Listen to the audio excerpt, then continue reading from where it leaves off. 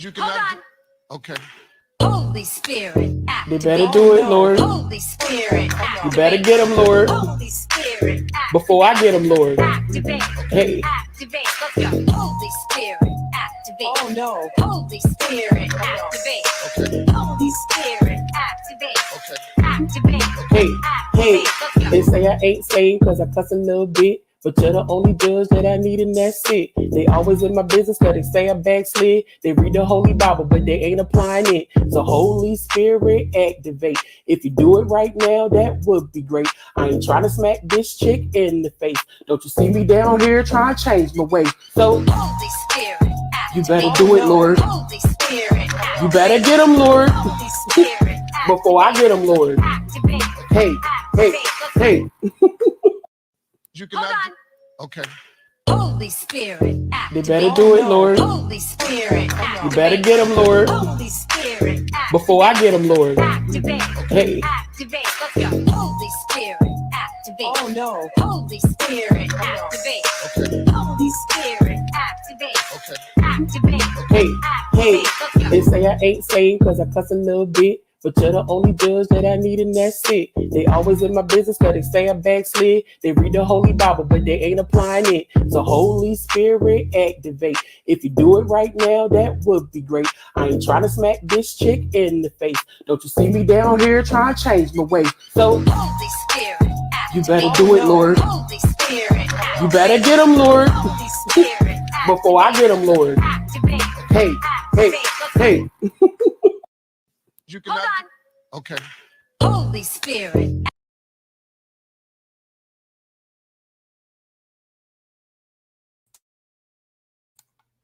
Hi. Hi. And I'm back. So please hit the like immediately. Welcome back to the Sean Debbie Show. I love you all. I hope you all are having a good Saturday. It's Saturday, right? Okay, it's Saturday. Because my kids were out of school yesterday, so I get thrown off. I agree. Hi everyone. I love you all. I want to say again, thank you for all of the cash apps yesterday that I deserved. I would like to say that. Shout out to Cammy Fly for she sent the cash app after the show. So thank you so much, Cammy. Oh my God, I love you. You're so sweet. Oh my God, I love you. So and shout out to everybody else that sent cash apps yesterday as well. I really appreciate it. You guys have no idea. Now I'm probably gonna take my turn to see the sea otters and stuff today. Yes, because y'all blessed me. Y'all absolutely did. So thank y'all so much. Y'all are so wonderful. Ooh, y'all is wonderful. Ooh, I felt that. Ooh, y'all is wonderful. So thank y'all. Thank y'all. I really appreciate it. So we're here today. Hello, everyone in the chat. We're gonna jump in the chat. I'm gonna say hello to you all because I love you all. Britt P says, put the cash up in the link. Somebody, shout out to my girl Britt P. Moderators, handle that. Y'all pass that. That plate. Get the plate over there. Get the plate over there. You go. Oh, shit, get the plate over there. So here, flip. So moderators, make sure y'all push that plate around. My girl. So I love y'all. Okay, I really do. And I want to thank y'all again for all of the support. Like, it has just been pouring in. It absolutely has. So shout out to Larry, steal your churn. Larry, don't leave your churn around him. Reid, you have been sending a lot of support my way, okay? You have a lot of gay church members, a lot of queers that praise the Lord, that have been hitting me up. And again, I don't care. I've been hearing from certain people that I know that they have been getting hit up for information about me. Feel free. Okay, there is no T on the Davy way. Ask your friend Tasha K. Mm-hmm. She absolutely did dox my entire life, put it all on her IG for over 20,000 people to see, and they all just did just that, okay? Tasha K, the person that is chasing you down the street with torches and pitchforks, girl, she put all my tea out there, sweetie, and there is none. There is none. I'm so dry that she had to go find pictures from me in high school. Elementary. That's how dry it is when you look up the Debbie Way. Law-abiding citizen. Absolutely. Mm-hmm. All of the crimes that I have committed have all been violent. Absolutely. And they're all man on man. Absolutely. I don't have any charges for doing any, and I don't have any like actual charges, like literal charges now. I have a citation. Okay. But other than that, all of mine is between me and another adult, male. Absolutely. Yeah. There's no transgressions or anything like that. You're going to get very bored looking up the Davy Way. Okay. I've had my first child when I was 19, going on 20 years old. And I've been, that literally straightened me up, you know? So anything, you're going to get bored. All you're going to see is a really good dad. That's all you're going to see, you know? So I'm boring. You know, I absolutely am. I would have never came on social media if I had a really dark history or a past that I even frowned upon myself. I would have never came here. I promise you, because it's going to get dug up. You can't go around looking at other people's backyards and not expecting them to look in yours. Okay. My backyard's just clean, Larry. Larry, my backyard clean. Everything put up. We done raked and mowed. You know, my backyard's good, girl. My backyard's good, girl. Ain't no allegations in my backyard, but it's plenty of here. So we're going to get into that. So I don't care about people looking into me. Feel free. The person that's chasing you down the street, Tasha K, shout out to Tasha K.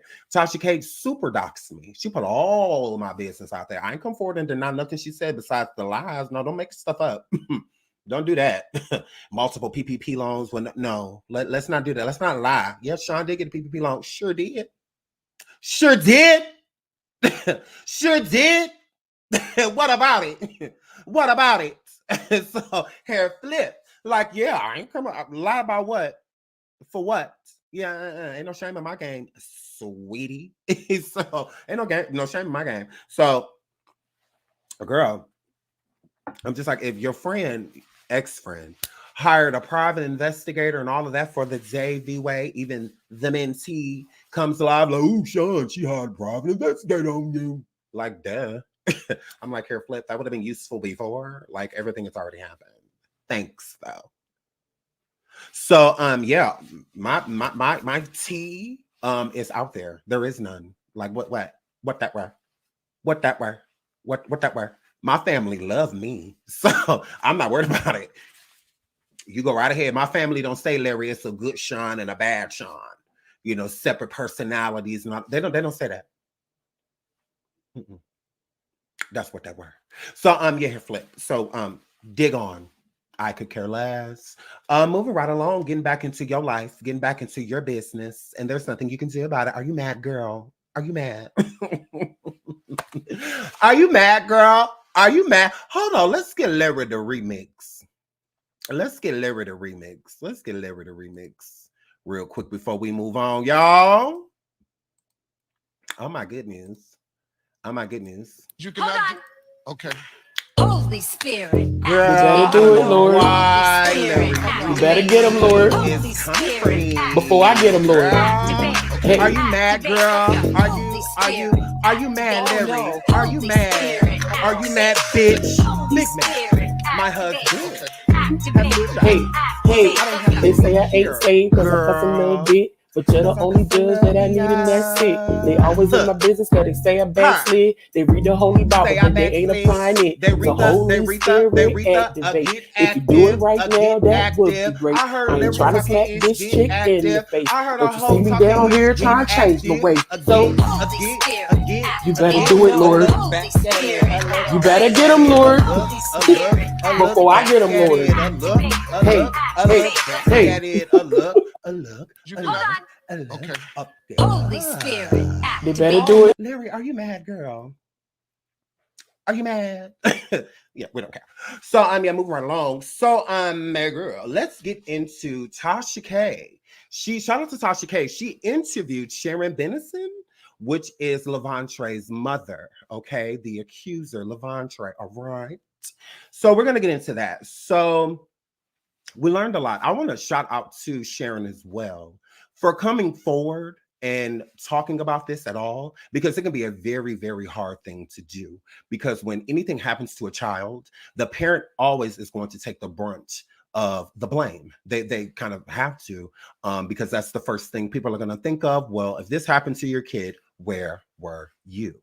That's going to be the first question. So there's a lot of accountability that you have to take with coming forward, speaking of something like this. So I would like to commend Sharon for coming forward and stating her experience and what allegedly happened to her son with someone that she trusted a great deal. So again, shout out to you, Sharon. I know this was hard. It cannot be an easy thing to do, to have a conversation about why your child was basically left in harm's way.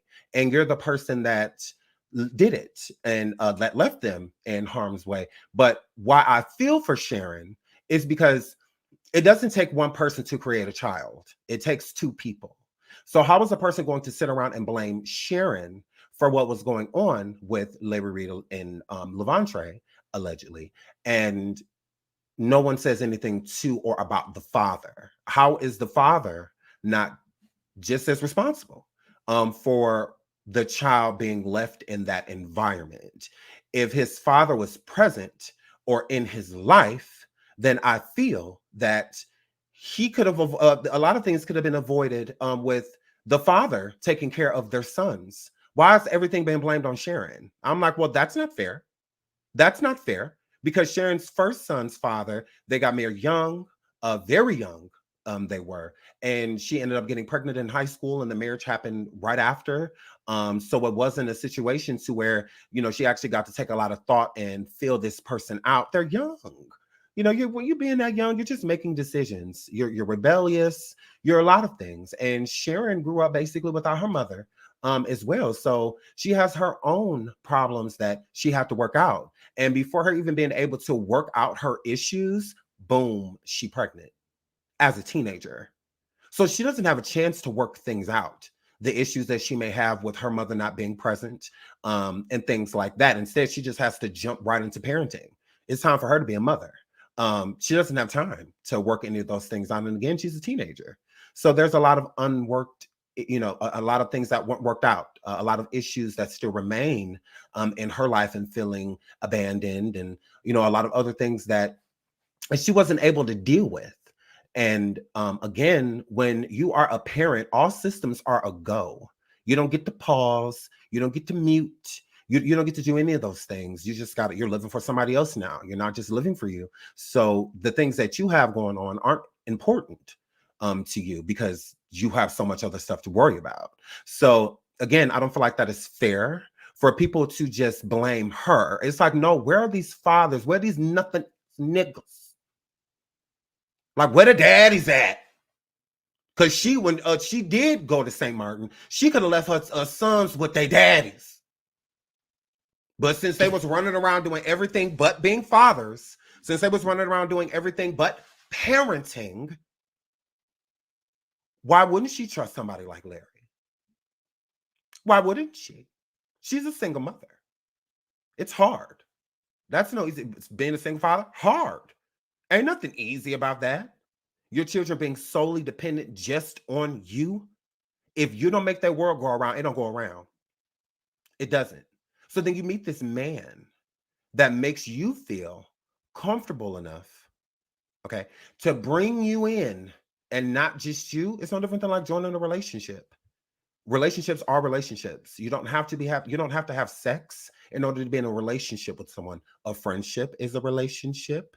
The relationships you have with your siblings and family, those are all relationships that you have, and they have to be mended. They have to be taken care of. You have to visit them. You have to check on them. You have to do, all of those things to keep the relationship going, So again, I just feel that is what Larry was to Sharon. I feel like he came in as a beam of light.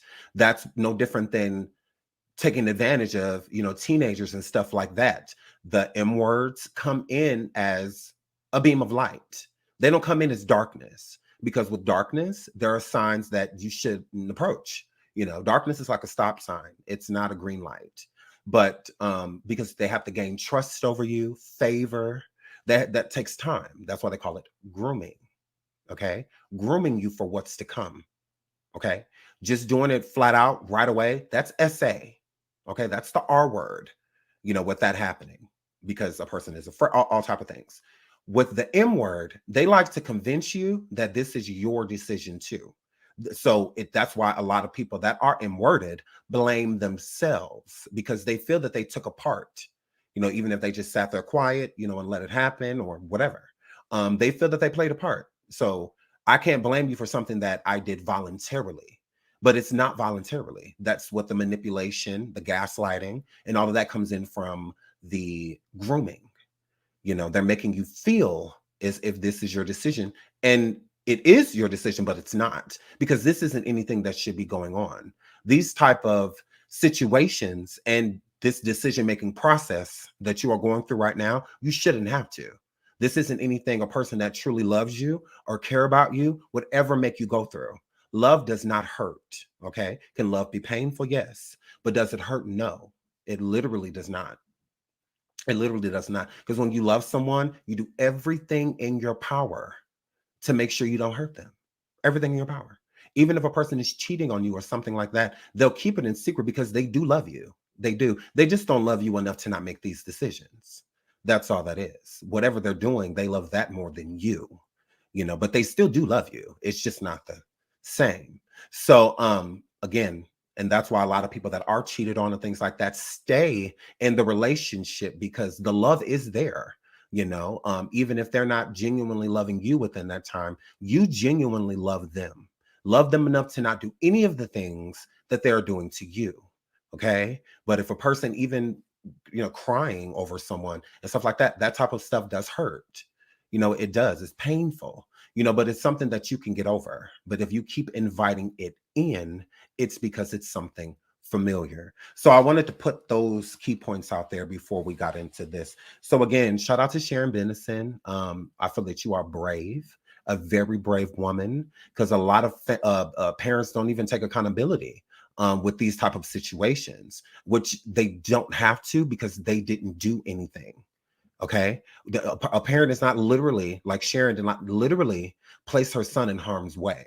She did not do that. If she knew for a fact that certain things were going on, like it's like now, if she took one of her grandbabies and let one of her grandbabies stay with Larry, or something like that, I feel that that would be her deliberately putting them in harm's way because you know enough to know that this isn't someone that you should be around, that any, adolescents or teenagers or anything, nobody, no, he don't need to be around these type of people. So placing them in that environment would be deliberate because if anything happened, it's nothing that you didn't know. He just hadn't did it to these people, but it doesn't mean that he's not capable of set behavior. So again, it's not your fault. Again, you are a single mother. I get it. It's no excuse. I understand you feel negligent at the time, and to a certain degree, you can say you were, with that, because taking accountability makes it so that you don't make these decisions again. If you don't take accountability and the action that you placed to have this happen for the rest of the domino effect, and whatnot, you take responsibility for that because then you're extremely protective in the future. Okay. So, so shout out to Miss Sharon. Love you. Much love. So we talked about her getting, because I took a lot of notes.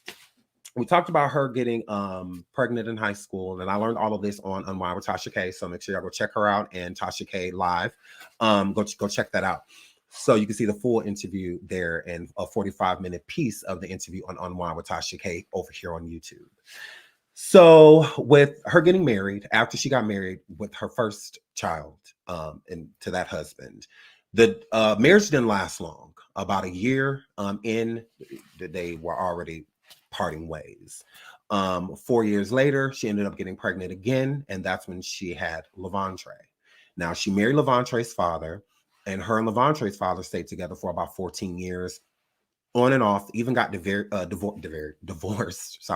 and remarried again to one another. So Lavontraye had his father in his life for, the first 14 years and whatnot. He was pretty much there, on and off, but there in his son's life. And he also kind of took the father role to Lavontraye's older brother, who was around before that, the firstborn. Trey's father, how Sharon explained him, was more so of like a hustler, like he was in the streets. He did whatever he had to do to make sure it was food on the table, clothes on everybody's back, that's what he did. And in the process of that, Sharon was living her life differently, Okay. She grew up a church girl, but at that point in time with her second marriage, she was no longer living that type of life. All right. She was at the point to where, she was in the club, hanging out, in the streets a little bit, with her man, that's how they were. They were, a couple, they ran the streets together, if you will. So Lavontraye explained that type of behavior with his mother in the interview that he did and said, like his mom's going to the club, and all of that. And to see her go from that type of lifestyle to strictly just church again, her husband, which was Lavontraye's biological father, he wasn't feeling that type of lifestyle. He wasn't feeling that. He wasn't feeling that we ain't, going to the club no more. We ain't doing this. We ain't doing that. I ain't feeling that. I want to keep doing this. So there was a division between them because of it. Because again, she wanted to be a saved man's wife, type of situation. A religious man's wife is what she wanted to be, not someone that didn't really go to church, stuff like that. She didn't really want to be a part of that anymore, so of course there's going to be the great divide, which ended up leading into them getting divorced permanently, in type of situation. So after that, y'all make sure y'all hitting the like, please hit the like, please hit the like. So with that being said, the first church that they were going to, Lavontraye and his brother and, his mom, Lavontraye was very gifted with the drums. Like he said, he would just take things around the house and just start, he just picked up a rhythm. It was something he was kind of just born with. So with that being said, with the first church that they went to, he was the drummer there at their church. So, after some things transpired, and I'm not saying Lavontraye had anything to do with it because Sharon did not specify, but I'm believing that it was just things going on with the church. I know how churches can be, a lot of drama, a lot of behind the scenes, So with that happening, Sharon decided to remove herself from that church. Okay, so she started to, not be there. But here's one thing that I feel that a lot of people looked over with the interview with Sharon. Reid, hide your teenagers, Reid, tries to differentiate with his age with Lavontraye. One minute he was 15 or 16, then one minute he was 17, whatever. Then he was 19, then he was 20 when he moved out. So he basically makes it seem as if when Lavontraye was 14, 15, or within that age bracket, that he didn't really even know who he was. I had no idea who this Lavontraye was. But here's what I found weird. Now, Larry Reid and Shamarko ended up visiting the first church that Lavontraye, his brother and his mother, were going to. Okay. So with him being there, coming and visiting, Sharon, met him. Okay. If Sharon met him at that time, which Lavontraye would have been 14, Larry, why would she not introduce you to her boys? Larry, Lavontraye was playing the drums. Why would she not introduce you to her children? Y'all introduced yourselves, so why would she not be like, these are my boys, or that's my son on the drums? Because you visited the church. You didn't come there preaching and all of that. Even if you did, he was right behind you because he was on drums. So how did you not meet him? You knew who Lavontraye was, and that was your first time seeing him. She said y'all met because you came to her church, her prior church. Lavontraye was only between the ages of 13 and 14 at the time. So you either met him at 13 or you met him at 14. Either way, you met him. You knew who he was. You absolutely did. And he's even going to stand out further because he's playing the drums. So he's in the front of the church where everyone is looking. Why folk come? Everybody else in the church saw Lavontraye, but you didn't. Why was Sharon not introduced you to her boys if you were being introduced to her? And her boys are in the church. They're there. They weren't gone. They weren't at home sick. No, they were hip and hip for her. When she was church going, they went every Sunday. They was always at church. But everybody saw him but you? So when she introduced you to her children, did you just not look down, or like I'm confused because I'm pretty sure she did. Why wouldn't she? And if she didn't say if they weren't close to her, I'm sure she pointed them out. So had met him. You met him before he ever came into your church. Even when he came to your church, you still tried to make it seem like you didn't know who he was. What? When they came into your church, you had already met Miss Sharon. You had already met her. You already knew who she was. You have been to her, and you bring up her pastor all the time. When you bring up Lavontraye, oh, that pastor, Larry Reid says that pastor allegedly took a Lavontraye to a strip club, and all of that. So if you can remember all of that, you will remember when you first met him, because that's where you would have met him.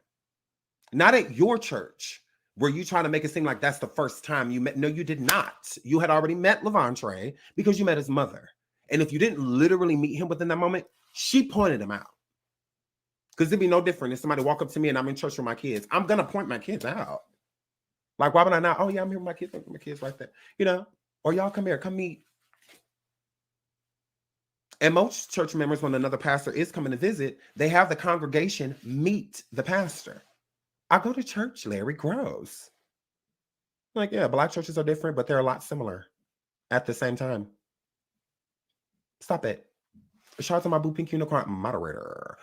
She said, hit the like button, y'all. Y'all listen to my girl Pink Unicorn. Shout out to Lotus for the super sticker. Thank you so much, sweetie. Shout out to Josie and Lauren. She said, this show is litty. It is. Shout out to both of y'all. Are gorgeous. Shout out to y'all. Thank y'all so much for all the super stickers and whatnot. I love you guys. I love you. But no, I'm just telling it like it is. So hi, Renee. I'm just letting, I'm just saying what's up. When I talk about these subjects, I'm serious because this is not a game. It's not a joke. So it's hard for me to be comical, with something like this. I know it's easy for Larry to go around and joke and, trying to find ways of laughing throughout conversations and when I laugh to keep from crying. But yeah, I don't find anything funny about this. I take stuff like this very serious. So that's another point that I was just like, well, that's weird.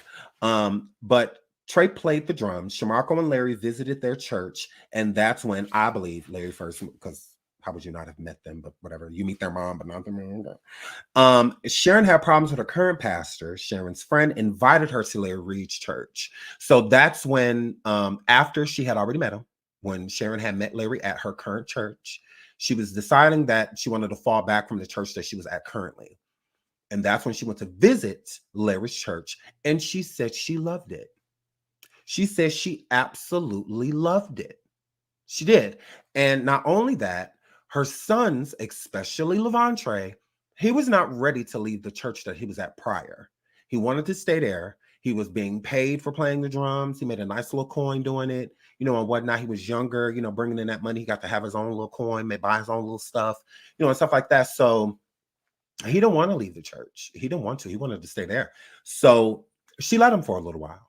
She let him stay, go into that church. Not he wasn't living with that pastor, and nothing like that. But he was still attending the church, playing drums, and all of that. So that is what was going on. So eventually, she convinced him that what, I don't want to be around that man. I don't want you around him no more.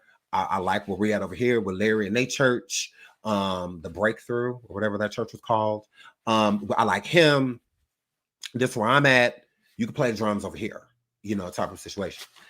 So after that, Lavontraye, between the ages of 14, at 14, he played the drums for Larry's church. So when Lavontraye was 14 years old, being paid by Larry's church to play the drums, again, he was 14 years old. So when Larry's trying to make it seem like I didn't know who he was, how? How? This is your church. He's playing drums now for your church instead of the church that he was at prior. He is 14 years old and you are paying him to play drums. That's what I thought the $60 was for originally, but it was not. Those were for favors. Those were for favors outside of church. Okay, so Larry's church was paying Lavontraye less than the church he was at before. So again, Larry, this is your church. If Lavontraye's being paid, you the one signing this a little check for this man, for boy at the time. So you were paying him. Ew. Ew. Like, you were doing that, but you don't remember him?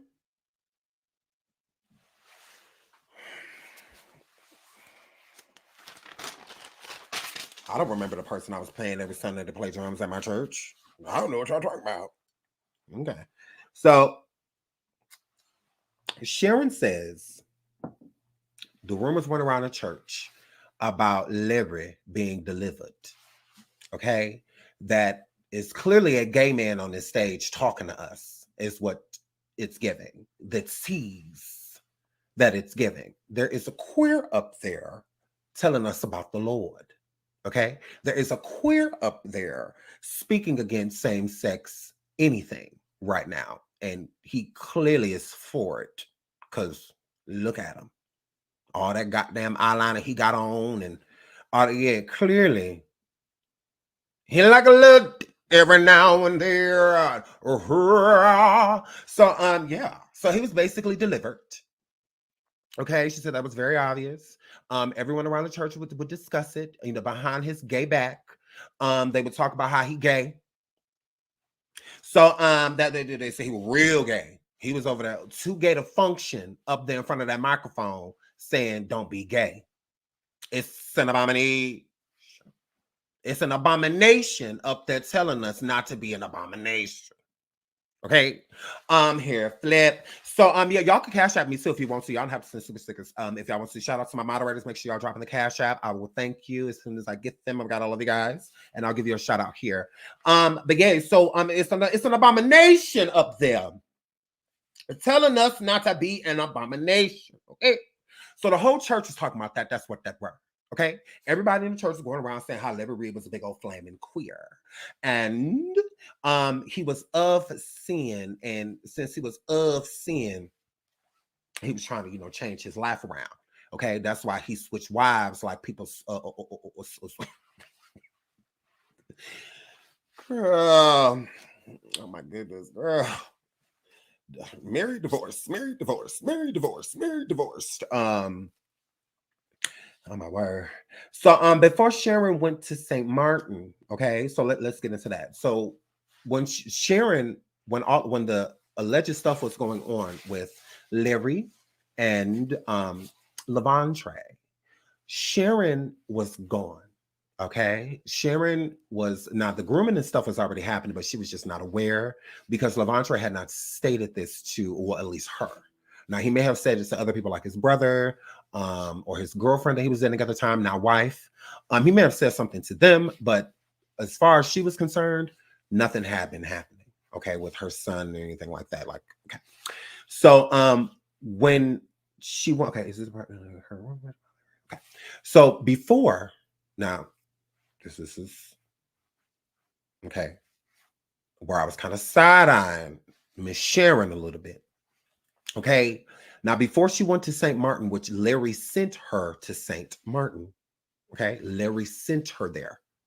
Okay, it's not something she signed up for, or anything like that. He pinpointed her and said that he wanted her to go to St. Martin. Okay, which is out of the country. All right, over there towards London and all that stuff. Okay, over there in Europe. Okay, so she allegedly heard rumors. I'm not gonna say allegedly. She heard rumors around the church that people that okay, so I'm just saying like this.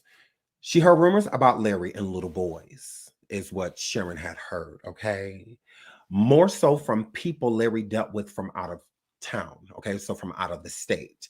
So Larry did a lot of traveling.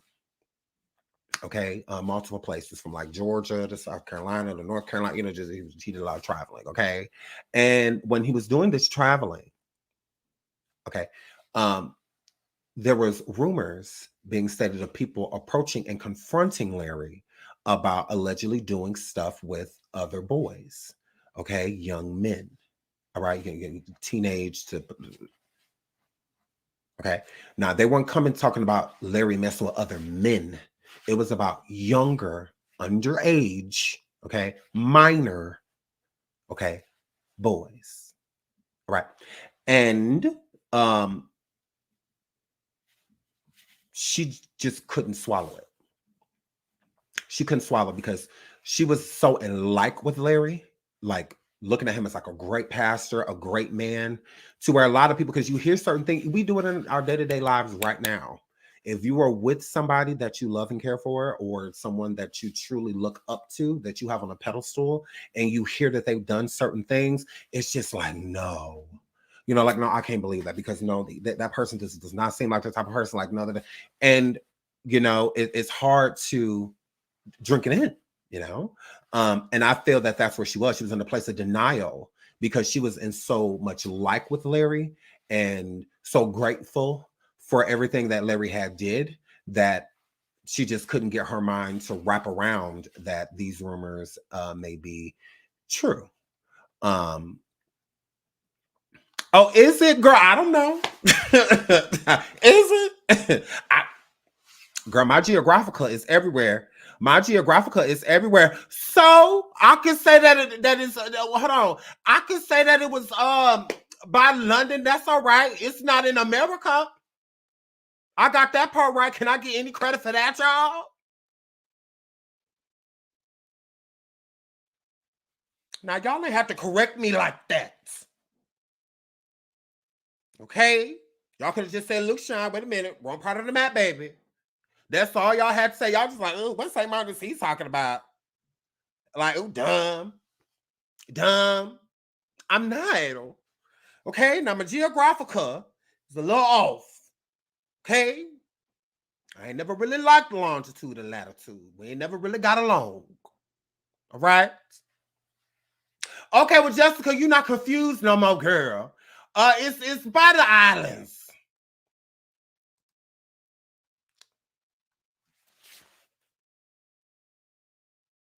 Y'all didn't have to say it like this. Oh, I'm running away. I'm running away. So yeah, okay, we figured it out, y'all. Y'all welcome. Y'all welcome. Oh well. Players F up. Players F up. Whatever. Everything else I said is correct. Okay. Okay, let's get back into my. Can we get back to my content, please? Can we get back to my content, please? I was doing such a good job. Oh my God. Lord, save my show, Lord. So back to what I was saying. If I was rudely interrupted by y'all, yep, y'all did that to me. So she was in denial, y'all. She was in denial. That's what that word. That's what that word. Now she heard about this stuff before she went to St. Martin. That's in by the islands. And when she got down there is when a bunch of information came to her, because she was down there for a little, for a while. So then certain information had came to her while she was there. Now, this is something that I feel that needs to be broke down.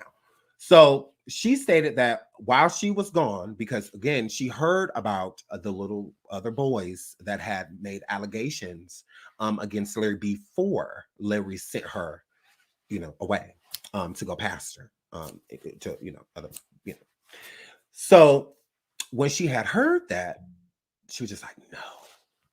Say it ain't so. Like, no, that's not true. It's just people gossiping. That ain't real. Yeah, we get here a little gay, but since he a little piece of gay, it don't mean that don't do that, y'all. Don't do that. That's how she felt. He had did a lot for her and her boys at the time. So when Larry sent Sharon out to St. Martin to pastor another church for Larry, because Larry's fiance wanted, it was her church at the time, the woman he was about to marry, it was her church, and she wanted, I guess a woman to go and do it. I'm not sure, but Larry ended up sending her to go and do it. So when she got there, this is when she first learned of anything. Hold on one second. This is when she first learned of anything of Larry and her son Lavontraye, anything going on, is while she was in St. Martin. So while she was in St. Martin, Larry had kicked out her boys, had kicked Lavontraye out of the church. And not only did he kick Lavontraye out of the church, he kicked out Lavontraye's now wife, but at the time, girlfriend. Okay. Now, Larry didn't want nobody messing around with each other.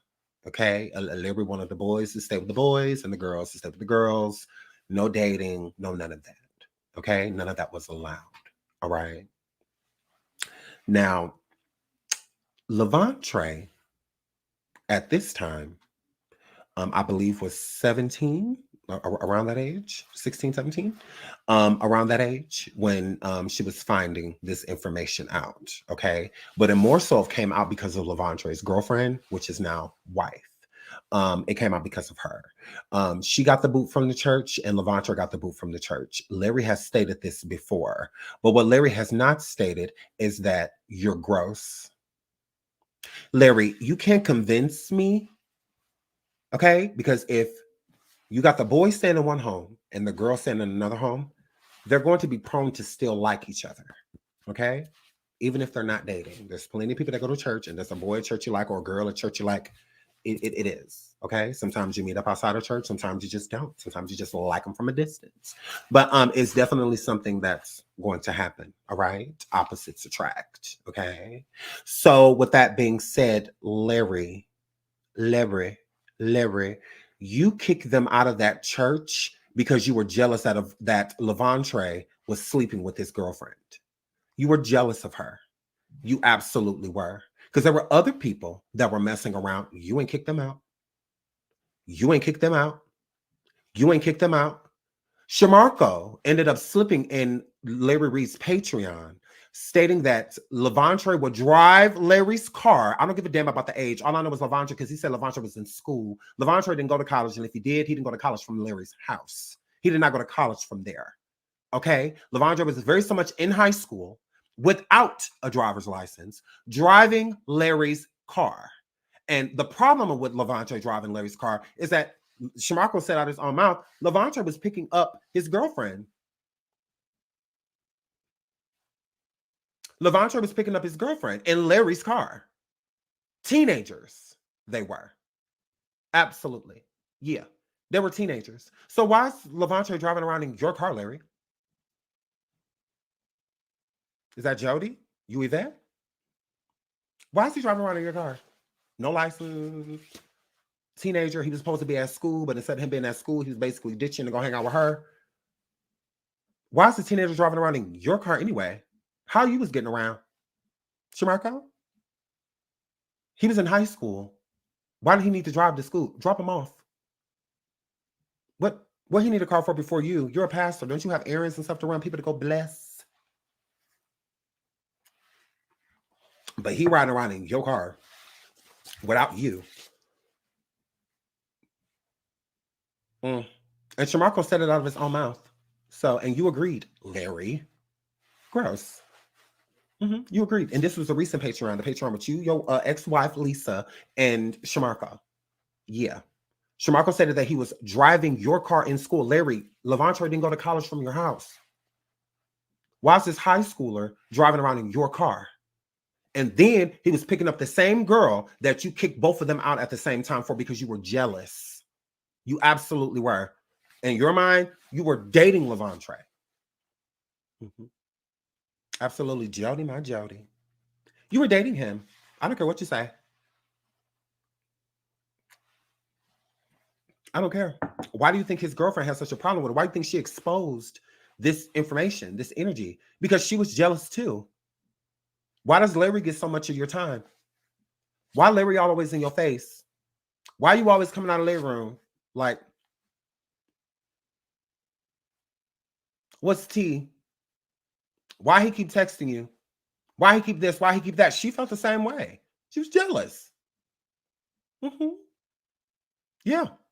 She said, me or the dog. Me or the dog. Yeah. You tried. She said it's either me or the dog.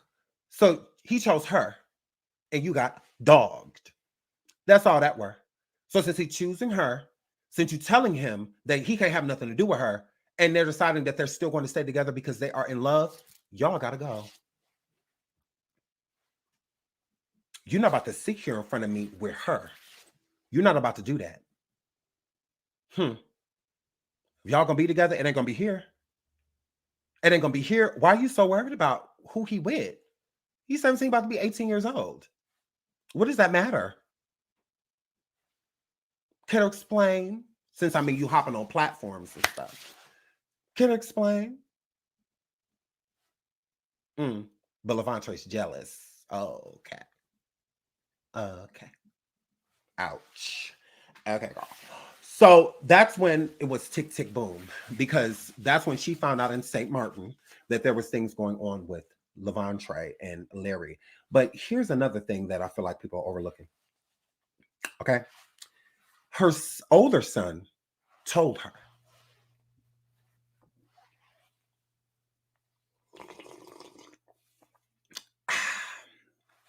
It was not Lavontraye.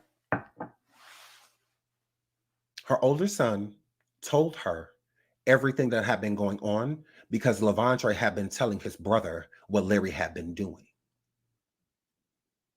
Okay?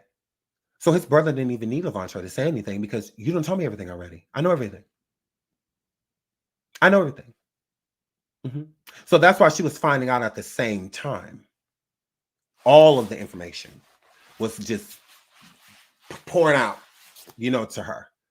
Not only have these things been going on, but okay, seriously. So okay, so let me read these notes that I took. She went to St. Martin pastoring for a church for Larry. For Larry's fiance, that's when she first learned of Larry and Trey. Sharon left her 2 boys because they had a life there. So she didn't leave them there I'm just leave my kids anywhere I willy-nilly. No. Okay, she's a single mother. And Larry knows that she's a single mother. So to me, again, it was him trying to get rid of her. Larry pushed her out of the picture, just like he was trying to push the girl that Lavontraye is now married to. He was trying to push her out of the picture as well. He absolutely was. Because all of this stuff was going on while she was in St. Martin. So again, all of this was going on while she was there. So it's not like she left knowing anything was happening to her son. She had no knowledge, no idea that anything was going on. So I feel that he pushed her out of the picture deliberately. And I feel that Lavontraye being so wounded, and a lot of times when we are wounded from things happening in our lives, we don't pay attention to him, especially that young. With him being wounded, with his father not being in his life, looking for that replacement role and feeling like Larry was the perfect person to replace that father figure. Again, before being immortal, the person is going to come as a beam of light. So Larry was putting in all the groundwork before he sent her off to St. Martin. I feel that he sent her off because the grooming had been complete. I got this boy basically eating out the palm of my hand. Like, I'm his daddy. He want my last name. He want to wear my clothes. He want to do this. He want to do that. He want to do everything I'm doing. I got him right where I want him. And all I got to do is get rid of the factor that could probably interrupt this.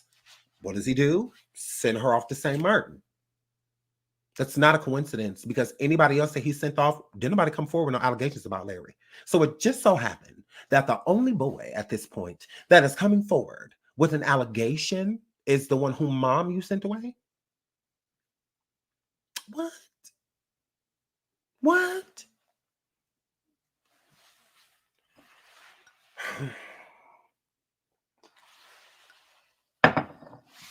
Hair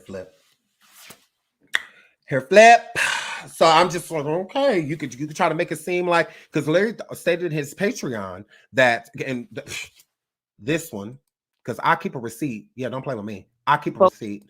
So in that Patreon, okay, he says in there that he had a vision that people were going to come forward accusing him of things, women and men, that he did not do.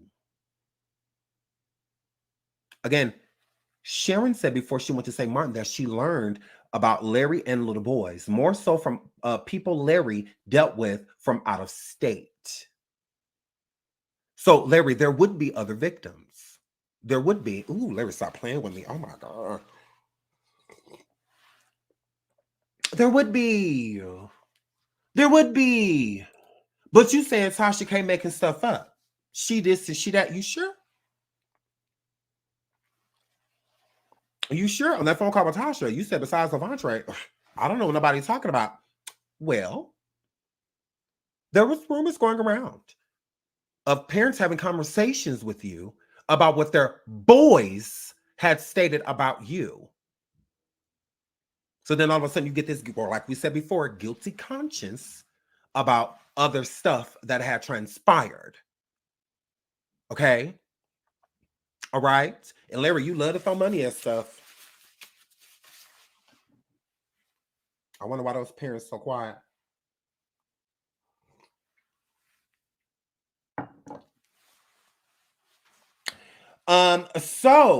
Her boys stayed with Larry before she went to St. Martin, okay?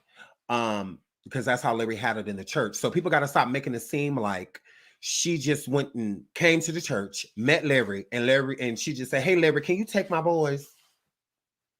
That's not what that were. No, that was Larry's ruling. He helped the single parents that came into his church. He helped them. He did. He even stated on an interview on somebody's channel. I have no idea who that person is. I don't know. So some interview that he did yesterday, I don't know. He said that he did help single families that came into his church. Okay. And then he said when they got on their feet that he would, they would go on about their business.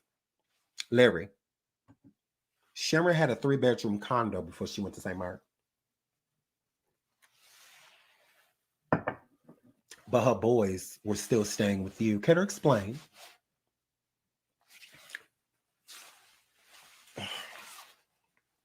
Care to explain? I thought once they got on their feet, it was a wrap. I thought once they got on their feet, it's a wrap. Then why for come she had a 3-bedroom condo, but her boys still staying with you? Shouldn't they have been staying with their mother? Shouldn't they have been staying with their mother? Can I explain? So I say, yeah, you can pull the wool over other people's eyes, but I'm looking right at you, buddy. Yeah, I'm not looking around it. Okay, creep. Yeah, I'm looking right at it. So her flip. She said she had a 3-bedroom condo, so there was no reason her sons needed to be staying with you. And at the ages they were, all they needed was somebody to look in on them. That's all they more so needed. That's it. That's it. They didn't need to stay with you. Stay with you for what? Because you wanted them there. That's why. That's what that were. That's what that were. You didn't give the women, the young ladies that were there, none of this energy. None of it. None of it. Yeah. You tried it. You did.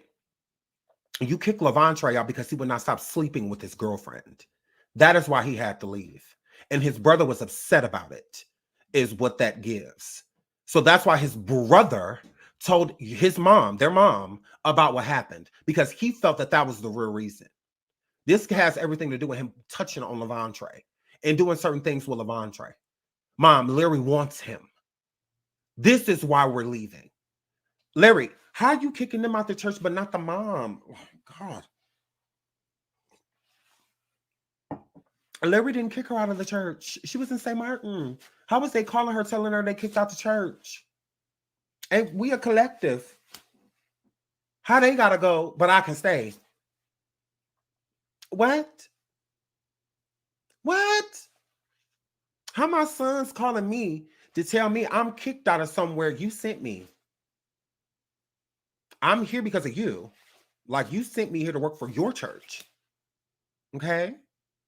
Absolutely. Gross. Let's not do that. Let's not do that. How? Again. How everybody kicked out but the mama? And I believe his older brother wasn't kicked out either. It was Lavontraye. It was personal.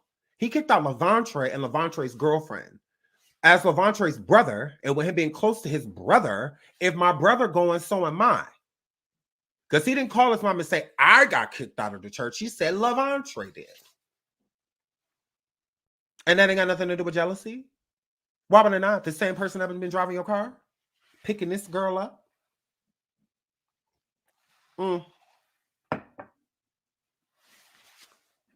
Mighty strange. But I guess all of that is a coincidence. It's not to me. It's not. You can't convince me that in your mind, Larry, you weren't dating Lavontraye. You were. That was your man. It was. Mm-hmm. He was everything you wanted. Everything. Mm-hmm. Yeah, men like you like to train them. Mm-hmm. You like to train them. You want to be treated a certain way. From foot rubs, back rubs, this, that. You want things in a certain particular way. You do. Mm-hmm. And if you can't find it, you'll make it. Mm-hmm. If you can't find what you're looking for, you'll build it. You sure will. Shout out to Lavontraye, because I mean that's what you did with him.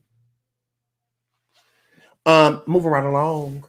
So her boys stayed with Larry before her going to St. Martin. Sharon didn't believe the rumors, which is what she heard before she went to St. Martin. And Larry sent Sharon to St. Martin to get Lavontraye. Well, Larry sent Sharon. Oh, yes. So that's what I was saying. He sent Sharon there so that he could get Lavontraye, so he could, do what he was, hone in on him without protection, because again, if certain things are happening to a child, them seeing their parent is enough to make them break down. If I'm doing certain things to him and you're not around, he gets to be used to these things without your presence, so he'll feel alone and feel that I'm the only person he has because I am. I'm all he has. You're not needed. Go to St. Martin. So I'm here, flip. So they told her about Larry, but Sharon was in denial.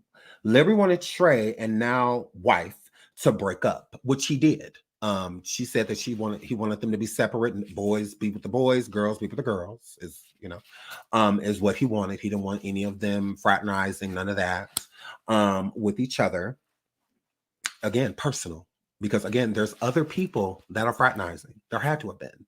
So if there are other people fraternizing, hair flip, if they're doing so, then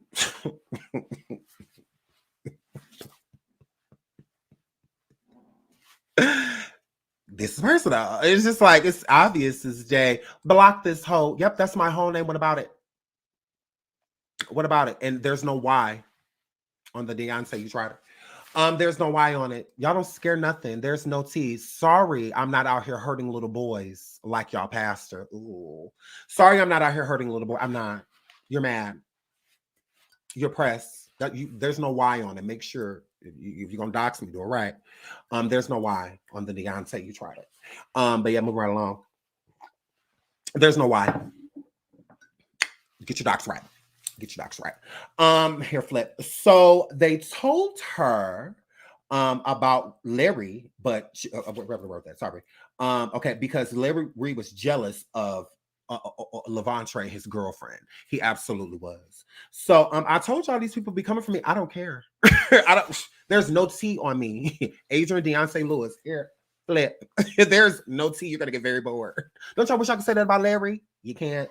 So the finest, even my social security has even been put out there. Y'all tried it. Move right along. So now Larry was jealous of that. So Sharon's oldest son told Sharon not to Trey. She left her boys, she left to get back to her boys. So after they told Sharon what was going on, she left St. Martin to come reunite with her boys. She absolutely did. So here, flip. So when she got back, because I just said Larry kicked the boys out of the church, well, more so of Lavontraye, out of the church, but didn't kick her out, which was weird, right? So she stayed at the church a while after, okay? So she didn't just leave right out the bat, and her sons were upset with her. Lavontraye was upset, and so was her eldest son. They were both upset with her, and she describes that as one of the hardest, decisions that she has had to make. Which, I mean, I could get it, but I don't get it because I just like, girl, run type of situation. But she definitely looks and describes the church as a cult. So with her saying that, it makes complete sense that she would stay at the church because, again, she had been being groomed too. She absolutely has. been groomed. So yeah, they're gonna keep coming for me, and I do not care, y'all. It's people in my DMs threatening me, all of that. I'm still here. I don't care nothing about Larry going around stating that he's gonna sue people. Sue me, bitch. Like, I don't care. Like, I'm like, ooh, scary. Like, sue me. Sue me. Like, I don't care. Like, I'm not accusing you of anything. You're just mad that I believe the accuser. Okay. Take that up with the Lord. Let's see what the Lord say about that. Because he know everything. So you don't get to go lie to him. But you could lie to these people. But you don't get to go lie to the Lord. Because he sees everything. Yeah. So yeah, I don't care. Like, whatever he's gonna do it. I do not care. I stand for victims. I've always done this. I'm not going to stop. I don't care who it pisses off. What you gonna do about it? What you gonna do about it? People call me a lot of things, but a punk ain't one of them. I've never backed out of a fight, and I'm not about to start now. Okay? I'm giving an unbiased opinion. I believe Lavontraye because of Larry and what Larry said in that Patreon that we're going to listen to again. Again. I didn't come off attacking Larry. None of that. I'm still not attacking him. I'm just putting facts out there. I'm just putting out what is there. So if he's mad at that, then he needs to go talk to, because you have to sue as the accuser. As you being accused, you have to sue your accusers. I'm not accusing him of anything. I'm not. His accuser is, and I believe his accuser. I don't believe him. I don't. I think he's a liar. I do. And I think that he is very so much guilty of what he did to Lavontraye. He is. He is. And there's no way of sugarcoating it. So even with the people like, oh, well, he was 17, it's still predatorial. Why is he having conversations like that again with a 17-year-old? For what? Hair flip. But y'all still want to let him breathe. Okay, but you let him flirt with your 17. My son about to be 17. I wish Larry would. I wish he would. It'll even look at my son too long and it's going to be a problem. Look at my son too long and it's going to be an issue. Bye. That's as much as you should have to say to anybody under the age, especially 18 years old. Hello, goodbye. That is it. They're gestures. You ain't even open your mouth. Hey, bye. That's it. What else do y'all have to discuss? Especially nothing sexual. It's predatorial. It is an admittance of guilt. He's never stated that before Tasha K. He never said a word about having inappropriate conversations with Lavontraye. All he said is that he didn't do it. All he said is that Lavontraye's lying. That's all he had to say. Now, all of a sudden, you were having inappropriate conversations? So if you're willing to admit that, because a conversation leads to other things, and Lavontraye states that he was groomed. Larry's story should have stayed the same. You don't get to change it. You don't get to do that, especially as the accused. You don't get to do that. Your story should always be the same. I didn't do it. That's it. Because that's the truth, right? Now, I'll admit that I did the grooming, but that's not okay. If you want to support it, go ahead. Go ahead. You talking about Adrian ain't going to change nothing. What you mean? He's still going to be accused. I'm still going to talk about it, and ain't no hoe going to scare me into doing anything.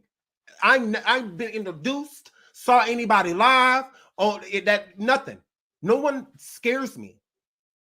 I don't care.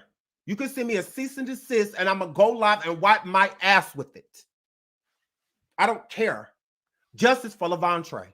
Do what you feel like you need to do. Don't threaten me with a good time. I like court. I will do fairly well. Yeah. I don't even need an attorney. Like, I don't even need one. I'll be fine. I've literally went into court and beat cases myself with no attorney. And I can prove it. Hair flip. Like, yeah, don't play with me. Like, yeah, I don't care what nobody say. No one will check me because I'm talking to Larry.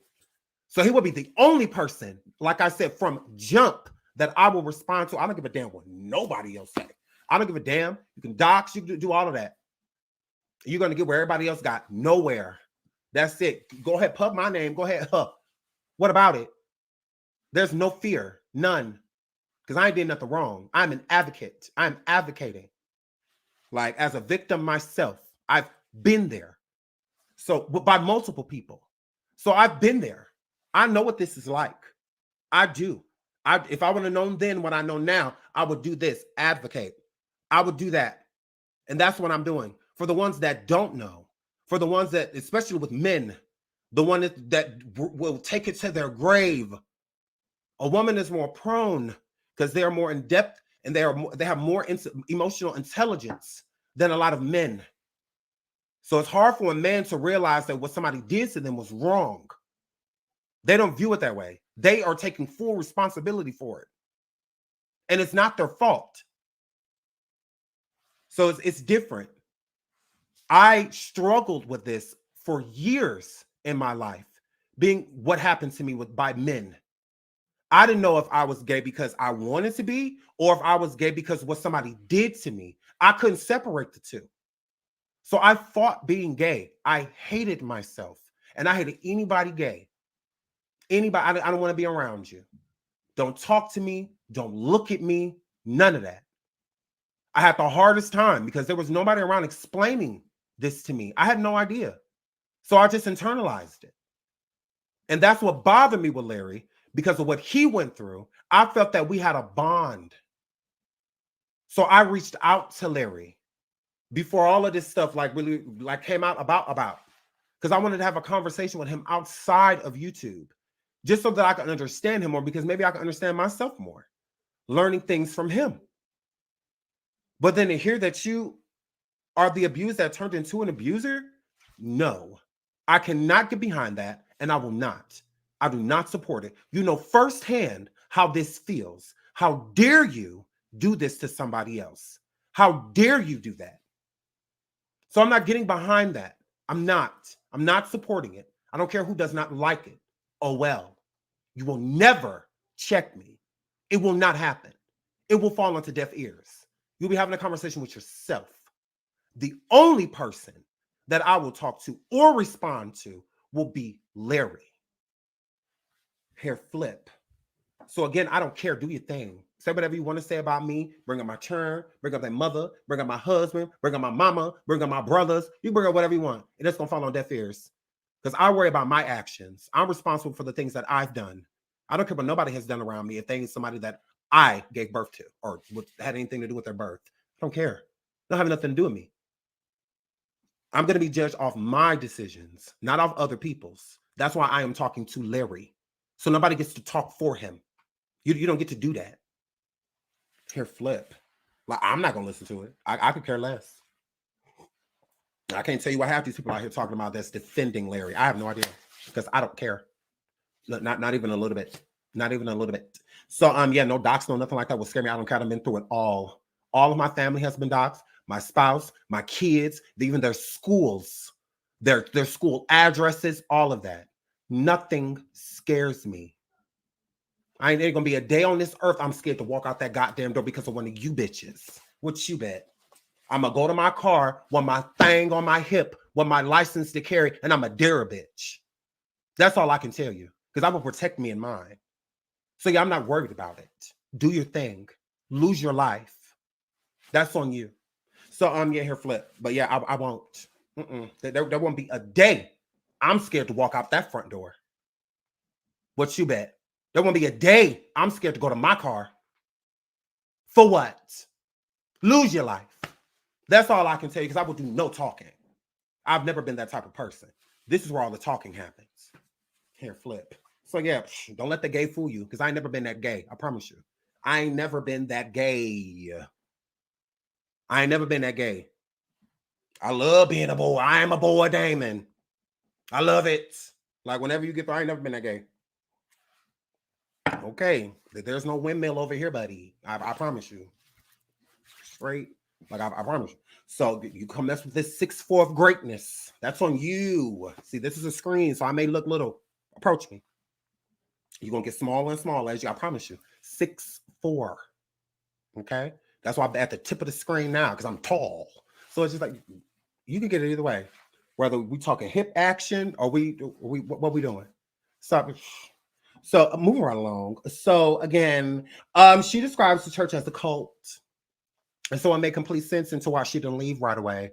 Because with a lot of cults, you'll see people no different than like carbonation and stuff like that. People go back. They absolutely do. Even after leaving somewhere and finding out a lot of bad things before, they left. Sometimes they will still go back because that's their mind, and whatnot. Stockholm, and whatnot. So just because you're not going through something like extremely abusive, it does not mean that you are not being abused. It does not mean that. So if Larry is telling them who they can date, when they can date, who they can be around, why they can't be around certain people, that's a cult-like type of situation. We get that church has rules, and whatnot. There's rules within church, but you still get to live your life, and you incorporate what you've learned from church throughout your life. Okay. But you don't get to, like, my pastor and never tell me who I can and cannot date, who I can be around, that I have to just be around men, so my pastor never did any of those things. He never did that. I got to make my own decisions outside of church. With Larry, they did not. Even with her, she was dating a man and she basically had to keep it on a hush hush because it wasn't anything that Larry approved of. So if she feels these things, imagine how the boys felt, being younger, naive, easier manipulated. That's why when people are manipulating, they take youth, because they're naive. There's a lot of innocence, to them, a lot of things they haven't experienced. So they don't know this is bad. They don't know that this is wrong. It's the innocence, that they want, because a person does not understand. They have no idea. So it's the same thing with Lavontraye. When Larry Reid was doing these things to him, he didn't understand. But at the same time, this is somebody that loves me. Like, why would he hurt me? Why would he steer me in the wrong direction? And whatnot. Like, why would he do that? Like, no, he would never. So he wasn't looking at it as hurt. So that's why I think that even Lavontraye still to this day, where people are like, well, is he gay? Is he bisexual? Is he this? Is he that? I think Lavontraye, if anything, is probably just confused. And I think that's something that he'll probably struggle with for the rest of his life, because it's not a decision he got to make. That's why I say with me, what happened to me, I was young. Like, I was in single digits, when this happened to me. So when it happened, I couldn't differentiate the two. I had no idea, because the person that was doing it, I loved that person. He was a great person, to me. I loved everything about him. So it's like I would never look at him to want to hurt me. So when I got older, when I realized that what happened to me was wrong, when I started to feel feelings towards men, like when I would see a man or a boy or somebody when I was young and be attracted to them, I didn't know if it was real. I'm like, well, am I really even attracted to this person, or is it because of what this, what these people did to me? Is it that? So since every time I thought of anything same sex, it took me back to what happened to me, which would anger me. I took my anger out on people that didn't deserve it. Like gay people, I would never like say anything outwardly to them, but how I would feel on the inside if I saw somebody gay was not good. It was hatred. Just like, ugh. It's like how I felt when I was in, again, nobody was around explaining it to me because I was quiet. I didn't say anything. So it's not that people wouldn't help me. They didn't know that I needed help. There'd be times where I would just stare off in the space. And I remember that my mom would always be like, what you thinking about? Like, what's going on with you? And I just be like, oh, nothing. Just think about what to go do, if I want to go outside or if I want to stay in the house. And the whole time I'm thinking about things like that. If I would have said something to her, she would have definitely helped me. She would have. But how can she do that if she has no idea what's going on? With me being left around certain people, there were all people that she trusted. These aren't people that she would ever feel that would do anything to me. So why would she think anything like that's going on, especially if I'm not saying anything? So again, it's not her fault. When she would leave me places, and whatnot, would I be in fear of certain things happening? Yeah. But as I got a little older, I realized that, this, no, and I got to the point to where I would say no to said person. And I feel like that's where I was kind of finding my strength within the situation. Did I like what? What kind of question is that? Did I like what? Like, what are you talking about? Like, let's not be stupid. So because there's no such thing as liking it, even if it doesn't necessarily like physically hurt. There is no like about it. It's an outer body experience. It's an eerie feeling. It's an indescribable feeling. It's just like you kind of escape mentally. It's not anything that you like literally enjoy. Like, how could you enjoy something like that? Like, that's a weird, like, whatever. So it's understandable again for Lavontraye and his family to go back around, no different than how Larry tries to make it seem like, oh, well, he joined the church or he was here where I was and stuff like that. That doesn't matter. What does that matter? There's people with family members right now, Larry, that have done things to them and they have never said a word. They go to Christmas dinners, Thanksgiving dinner, and that person be sitting right across from them. It doesn't mean that it didn't happen. It doesn't mean that. So would that be okay for someone to say, like, well, you come to Thanksgiving dinner. If he did something to you, why would you even come? Like, no. It's called victim shaming and victim blaming. You don't get to blame them. You don't get to do that. Because they didn't do anything wrong. Lavontraye didn't do anything wrong. So you don't get to blame him. What did he do? What did he do? Besides say a truth that you are not in favor of because of what it does to your reputation. Like, gross. Like, no, you don't get to blame him. You don't get to do that. Like, ugh, gross. So she still attended the church, but she ended up leaving. She did. She did not stay because she started to realize certain things, and because you sit there, you kind of reminisce, and all that stuff. And in the process of her reminiscing, she realized this is not somewhere I need to be. This is not somewhere, I believe my son. And she always said that she believed him. She always said that she believed him. Like, no different than King Jives. Shout out to King Jives for being fake, because you stayed at King Jives when your god brother or whatever first came to you before Daryl Moore. Shout out to Daryl Moore. Before he came to you and he told you what Larry had allegedly did to him, you said you believed him. You said you believed him. There's no way of me believing somebody and coming back from it. The only way is if they call me and tell me that they told a bold-faced lie. That'd be the only way. I'd be like, oh, okay. But other than that, if you come and tell me a story and about what happened to you and what's going on in your life, okay, and you say you believe that person, that doesn't go away. It doesn't. The only thing that changed is that you have more so of a relationship now with Larry than you do with said godbrother. And you were also upset that he went to Daryl Moore with his story because he wasn't ready to come forward with it at the time he told you.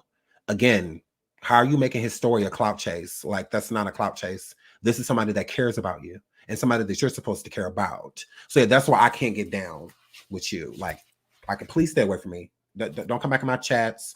None of that. You're a disgusting human being, and I'll say it to your face. Okay? Okay? I will say it to your face. I absolutely will. So if you want to hit me up outside of this and us have a conversation, we definitely can. Or if you would like to hit my link so I can tell you to your face, we definitely can. But you are an awful person to sit over there believing your godbrother. And now since your buddy are trying to be all up Larry's butt, and whatnot, now you want to be fake and sit over there with Larry. You're a fraud, a whole fraud. Okay? You would have thought you would have been done after you let your mama get locked up. But clearly you were not. So yeah, stay far away from me. Or far away from me. You're weird. Your energy's weird. Your energy's off. Okay? Because I believe Lavontraye. The only way I won't believe him is if he comes and says out loud, I lied. Other than that, from what I gather, he's telling the truth. He is telling the truth. So I'm not taking that from him. I'm not doing that. You tried it. Until the world blow, it's going to be justice for Lavontraye. And I don't care who don't like it. What you going to do about it is what I want to know. I don't care about how you feel. Again, Larry will be the only person I respond to, and it got the girls mad. It got the girls mad. Shout out to Down the Rabbit Hole. She says Larry Reid has shifted this entire situation to gaslight the audience. He doesn't directly address issues. Agreed, and we're about to get into that. The other bloggers do it for him. Let this man stand on his own. Victim shaming straight up. No, I agree. He stand on your own, but that's the problem with him standing on his own is that he always puts his foot in his mouth. He always says the wrong thing. So I get why he's been so quiet. I mean, I get it now. I get why he, was shutting up because he literally puts his foot in his mouth every time he speaks. So thank you, Down the Rabbit Hole, for the super sticker, sweetie. And so Larry was on some channel. I have no idea where he was, and I don't care. And I don't care how they feel about it. Check me. You or your husband, either one, line them up. Larry says Lavontraye is broke and wants money. Okay. We're going to get into that. He also says Tasha K, is basically the reason for all of this. Whatever. And then he also states about the whole $800K to sue Lavontraye and Tasha K. So we're going to get into that because that's all that matters. Nothing else that was said over there matters. So here, Flip. Getting into shout out to the candy shop. Hey, candy shop girl. Ooh, girl, I love your face. Shout out to you for the super sticker. Thank you, sweetie. Love you. And so let's get into this interview on some channel that I have no idea of, not subscribed to, ain't never checked for, none of that. So moving right along. Let me start off with this. Tasha K is not responsible for this, Larry. It's very annoying that you keep trying to blame her. How is she to blame if Daryl Moore isn't? If Bishop Whitehead isn't? Because remember, all of these parties with bigger audiences, like Daryl Moore is growing a great audience, and then the same thing with Bishop. He is a growing audience as well. So they both did this same thing, but with Tasha did a rollout. So again, because this is Tasha's expertise, it's her fault. Tasha ain't touching on nobody. Tasha not doing none of that. Tasha not accused of any of those things, and neither am I. And neither am I. Neither is Daryl Moore. I can't speak for the bishop. But here, Flip. But my girl, what's he like? Okay, we know Daryl Moore put this information on the map. Absolutely, he did. And he wasn't necessarily given the credit that he was due for it because you were working so hard to try to bury him and set information. You did everything in your power. So I'm just like, okay, girl. But you keep trying to blame this on Tasha. Again, it's not her fault. It's not. How are you blaming her? No, if anything, it's a collective. You should be blaming Daryl Moore, which you've already tried to silence, taking him to court, all of that stuff. If this was a lie, it would have been gone already. It would have been gone already. You too busy suing platforms that get the story out instead of the storytellers. Let me get something to drink.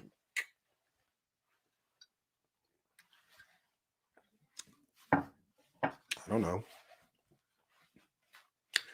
Start there. Weird. So he keeps involving her, which is super annoying. Of course, Tasha K is talking about it. Of course, Tasha K has made this content. She has the right to do so. Larry, all you did was expose other pastors and stuff like that. What you and Bishop get into it for? Shut up. You don't get to go out here doing all this. It's no different than me. If somebody wants to try to expose me and all this, like, go right ahead. There's plenty of videos out there. Y'all go check them out. It's the same thing. So that's why you just got to make sure your backyard's clean before you out here trying to clean up other people's. So again, you don't get to go around here and expose, and all that good stuff. But then when it's time for somebody to do it to you, then all of a sudden it's everybody but you. No, nigga, you're being accused of these things, not the people that are discussing them. You are weird. How you blaming her? I'm like, no, it's not her fault. Like, you weird. But go off. Now, is she publicizing this and getting a lot of attention behind it? Absolutely. Yeah. But Daryl Moore's done the same thing. Okay. Bishop's done the same thing. Okay? You said you ain't suing Bishop because he ain't got no money. That you ain't going after Daryl because he ain't got no money. Okay, Tasha still ain't paid Cardi B. Why do you feel like she gonna pay you? And why do you feel like that's silence? And it's not. If Tasha K wants to go live and say something about Cardi B right now, she's going to. Tasha don't care. Mm-hmm. She ain't scared of Cardi. If she ain't scared of Cardi, somebody with way more power and way more reach, why would she be scared of you? What? You on live talking about you got family members calling you, asking you, oh, I'm gonna do this to him. You tell them no. Why are you even saying that out loud? God forbid if anything happens to Lavontraye, I have the audio. I have the audio. What you even talking about that for anyway? Because Lavontraye mom said on Tasha's show that she was plotting and was trying to get somebody to hurt you for what you sexually did to her child. Because you hurt her son. So you're trying to fight fire with fire?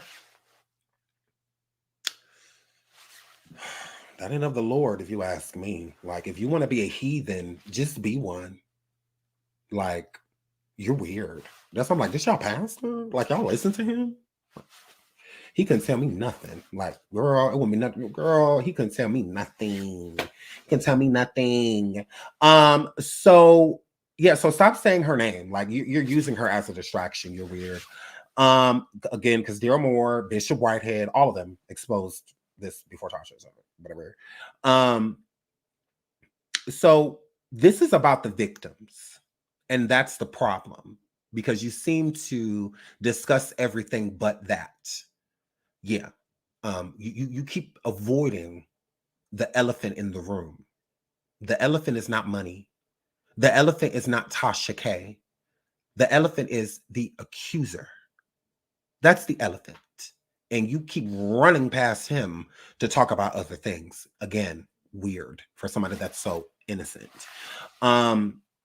So in the three-way call between Armand Wiggins, Tasha K, and Larry Reid and King Payne, shout out to King Payne, he was also on the phone. He was begging Tasha and Armand, and both of them stated the same thing, okay? That he wanted their friendship. He wanted to remain friends with Tasha, and he wanted to remain friends with Armand, okay? He wanted that. Larry, if you were begging for this friendship with Tasha, why are you blaming her? What's the problem? I don't get that. So now you're pissed off at the same person you were begging to have a friendship with? All because you lied to her face? And not only did you lie to her face, you lied to Armand. That's the whole reason y'all was on the phone. That wasn't no kumbaya. That wasn't no kiki.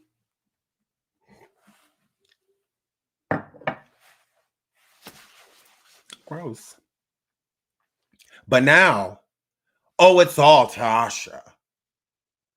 Oh, Tasha this, Tasha that, Tasha this, Tasha that. Not the person you begged to be friends with. Not her. You talking about that woman? Okay. Okay. Lavontraye stated with Daryl Moore, because I hear throughout this interview that Larry tries to use information from Daryl Moore's content and from other places that Bishop Whitehead, that Lavontraye went to with his story. So they try to make it seem as if Lavontraye is lying, because Lavontraye stated that no fondling or anything like that, blah, blah, blah, whatever, happened when he was 14, okay, which is still gross.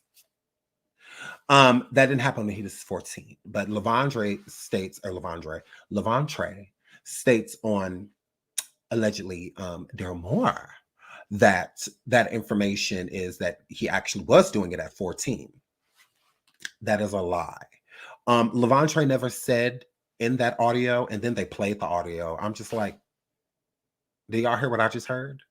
Because in the audio, Lavontraye states that it started happening, meaning the abuse, it started happening from ages 14 to 17, is what Lavontraye states. Grooming is a part of the M word.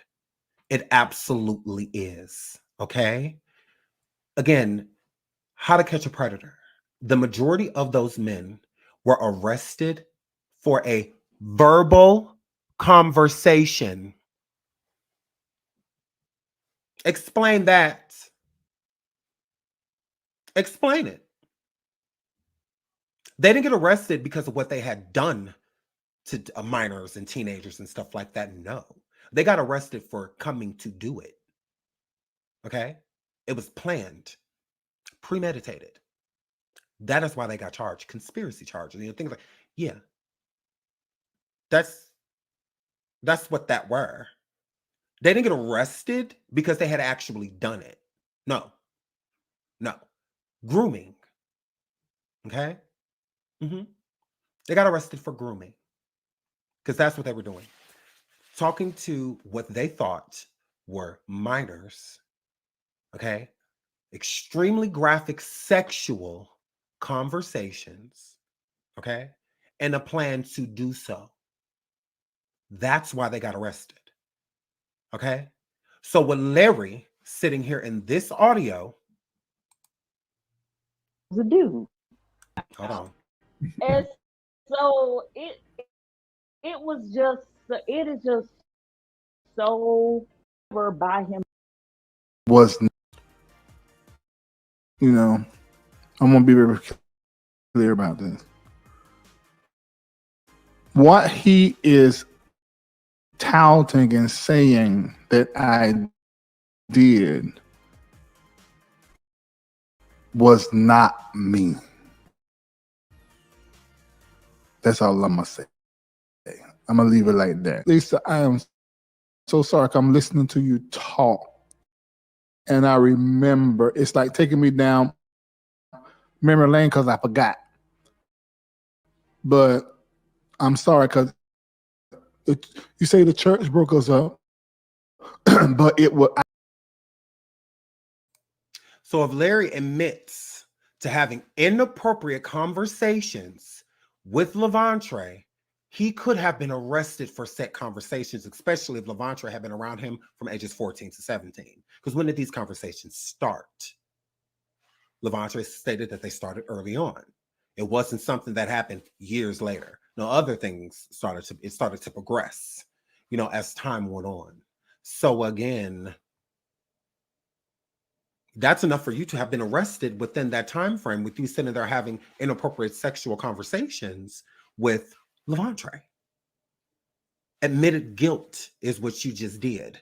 So again, if it starts with a conversation, it's part of grooming, and then it evolves over time. The more trust you gain from your victim, the more you get to do. Okay. Now, if you would have just approached Lavontraye immediately with that, he wouldn't have understood. He wouldn't have understood what was going on. So you would have been declined. That he would not have. It wouldn't have worked. He needed to be able to. He has to trust you first. And at that moment in time, he didn't trust you. He didn't.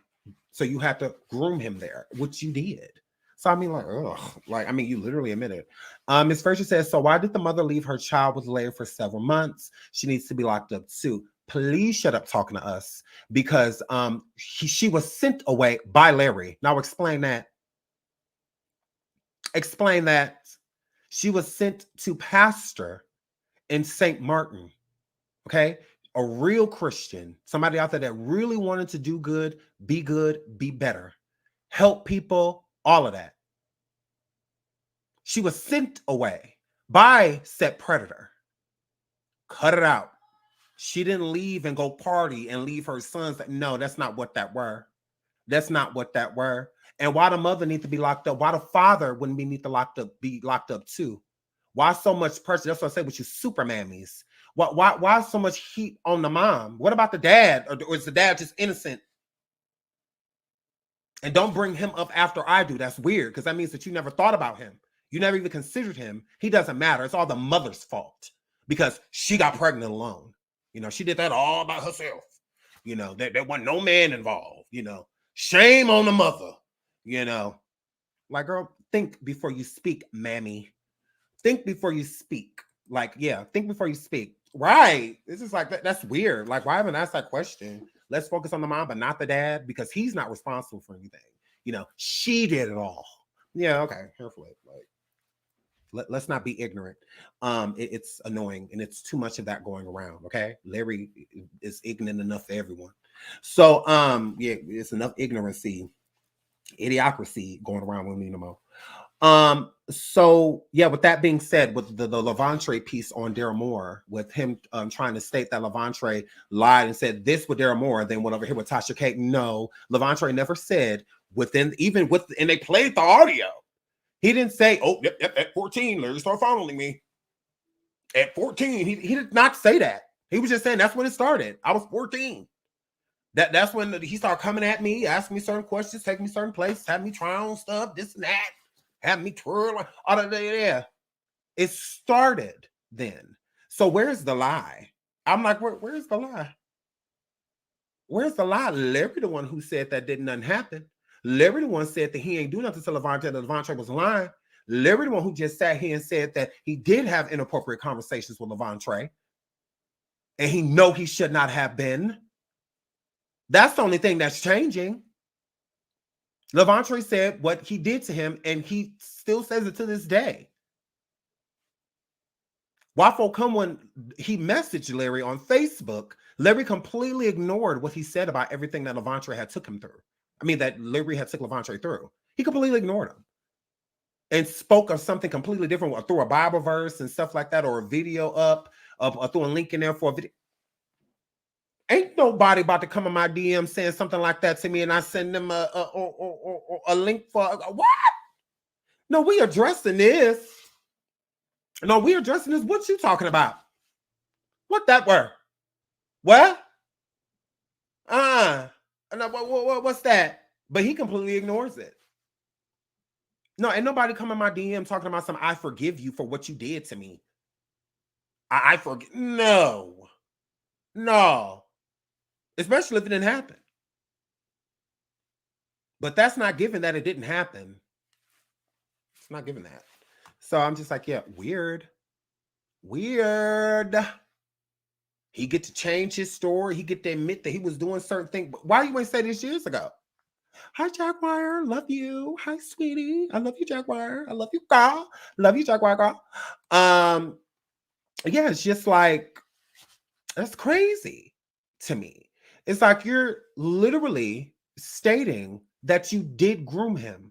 So if you're stating that you groomed him, which having inappropriate conversations is a part of grooming, it is. So, but we're supposed to believe that you didn't do nothing else. Where's the receipts for that? But y'all want to bring up old interviews and stuff like that. Who cares? His story is still the same. Like, he said what you did to him. That's all that matters. Like I said, I don't care if the location, the address is like, who cares? He said it happened in the bedroom. Larry said he was letting that man in his bedroom as a teenager. He would come in there by himself. He would come in there and do certain things when nobody was. But let's not talk about none of that. Let's talk about Tasha K. Because this is her fault. How? She ain't still Lavontraye in your room. She didn't do none of that. This ain't that woman's fault. Okay, I get you don't like her. Who cares? She don't like you. Who cares? It still doesn't take from the victims. The victim is correct. And you have given him validity and credibility by coming forward and stating the things that you have stated. All you should have came forward and stated if you didn't do it, if you're innocent, is that you didn't do it. You didn't get to say, I didn't do it, but. No, there is no but. No. In 2019 or whenever this stuff first started coming out, whether it was 2007, 2008, 2009, 2010, who cares? You did it. You worried about dates and all of this. So you worry about it. You worry about all that. You do that. After you done sit here and admitted that you done did certain things that you knew you should not have done. You don't get to walk away from that. You don't get to walk away. No. Why folk come? Did you think it was okay for you to sit there having inappropriate conversations, sexual conversations with a young boy that's becoming into his manhood that don't even fully know what his sexuality necessarily is, and he wouldn't even be thinking about it if it wasn't for you? Sitting here trying to convince him to be something for you. You convinced Lavontraye to do things with men. He was not doing things with men on his own. He was not messing with other teenage boys and stuff like that. That's somebody that's gay, making their own conscious decision to do whatever with the same sex. He didn't have that opportunity because of you. Just like that opportunity was taken from you, Larry. You went out there dating men and stuff like that. No, your family was hurting you. They took that option from you. If you was going to be with a man, that should have been your decision, not something somebody is coercing you into doing or forcibly forcing you into doing. No, it's not okay. So you know firsthand how that feels. So for you to go out here and weaponize it and do it yourself to other people, you ought to be a goddamn ashamed of yourself. You ought to be ashamed. And you keep going around here like life is so this and life is so that, and you got so much goddamn money. Then why in the fuck? Because let's be real. Then why did Tasha and your mentee get into it on Chelsea's channel? Because of you. About $25,000 that they had to raise for you was that lawsuit. And when I thought you big balling. What you raising money for? You walking around in chains. You got this car and this house and this stuff. What you raising money for, baller? Don't play with me. But you sold this and you sold that. You do this and you do that. Why are you raising money? What you raising money for? Mr. Rich Man? You flying people out, putting them in penthouses and all of that? So when Tasha was saying that you may have did the okie doke with the money, it's hard for me not to believe her now.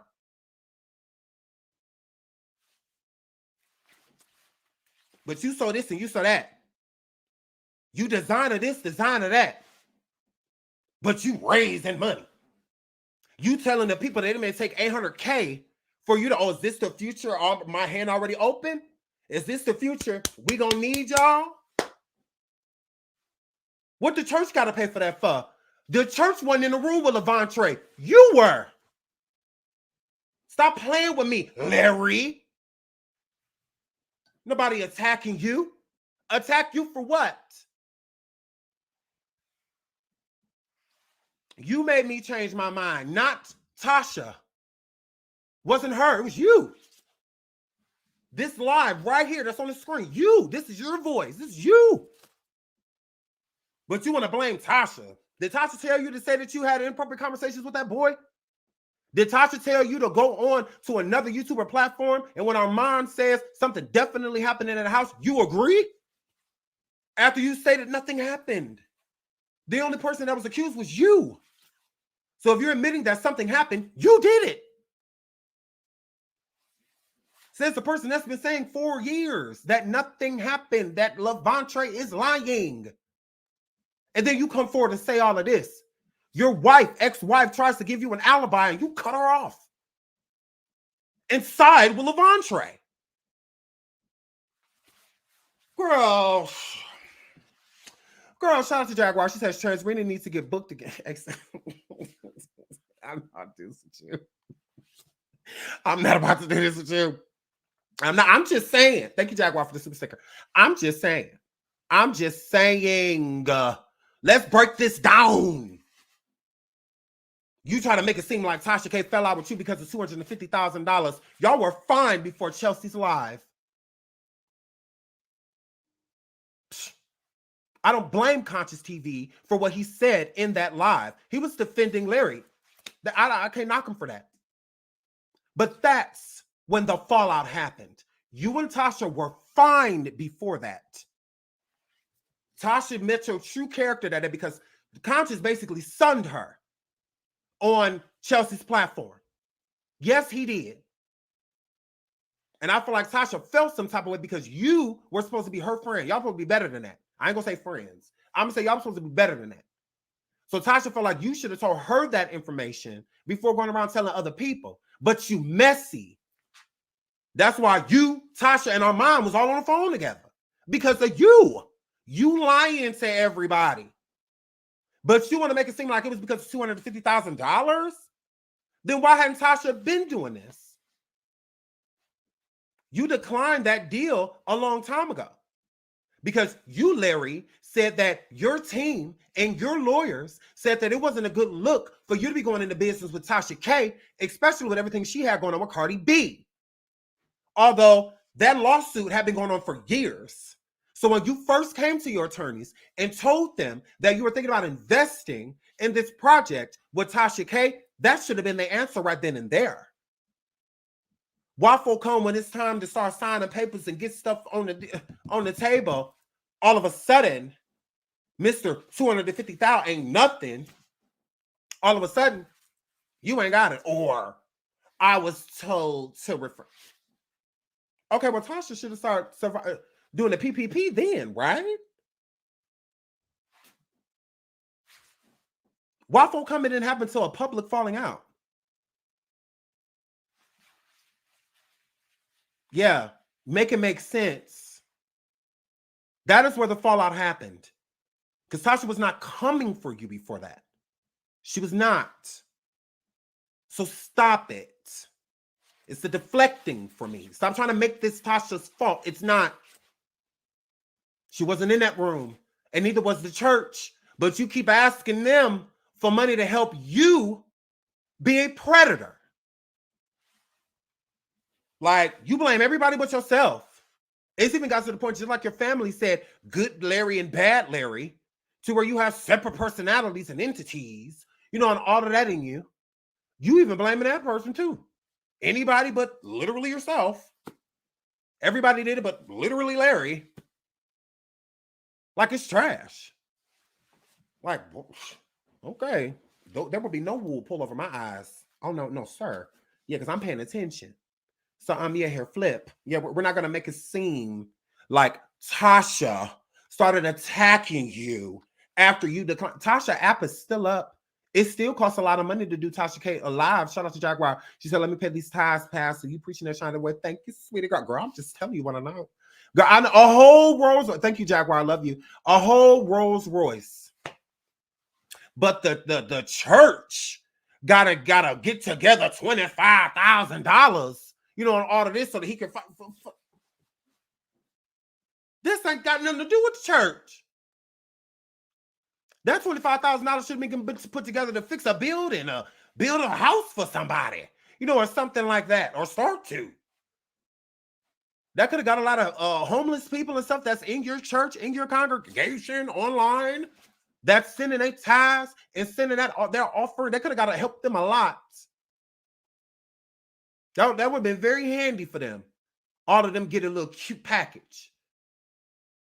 But instead, no, I got to take this money and put it together because it's a YouTuber that got one of my victims on a platform and I need to fight this, but I'm balling out of control. I got so much money. I take care of everybody. They just mad because I cut them off. They ain't on the gravy train no more. What fucking gravy train, nigga? What gravy train? Because this 800,000, you swear that you got to fight these cases? Should nobody have to give you nothing, sir? Take care of it. It's your problem. So enough people out here windmilling for you for nothing. Now the church got to do it too, even with their pockets. So we got to pay $800,000 so that these people can, this man can stop going around saying what you did to him as a kid, although you just admitted on live that you are having inappropriate conversations with him as a teenager. And you want us to pay for it. So all the places that $800,000, especially from a church setting, from a pastor, is all going to be used in court, and it has nothing to do with the church because y'all ain't got no damn building. It's online. It's online. Let's take this $800,000 and blow it on court fees and lawyers and attorneys to try to silence people's stories of abuse. Girl, please. So y'all want to sit there and listen to that bull-ish? Y'all go right ahead. Y'all go right ahead. Y'all want to sit there and send him money and put stuff on there so that y'all can help him stay out? Although he, instead of donating to people and working with people and being more focused on helping the community, he flying out the gay boys. He putting the gay boys up in penthouses, girl. He's trying to flex with the gay boys while pulling up in Rolls Royces on them and all of that. Like he ain't got all these damn allegations and stuff out here following him. But instead, he would have gone sit down with alleged straight men and whatnot and ask them their real sexuality. Lavontraye much? Lavontraye much? You said that's not you. You don't. You're recalling it, those things. You're literally sitting here doing it now. But Lavontraye's lying. But although you sitting here with a whole straight man, allegedly, asking him about his sexuality, his OnlyFans, all of that. Like those are appropriate questions when you're over here with all of these allegations surrounding your name. But instead, let's flirt. Let's flirt. Because, you know, that's the thing to do when people are saying that you touch them as minors.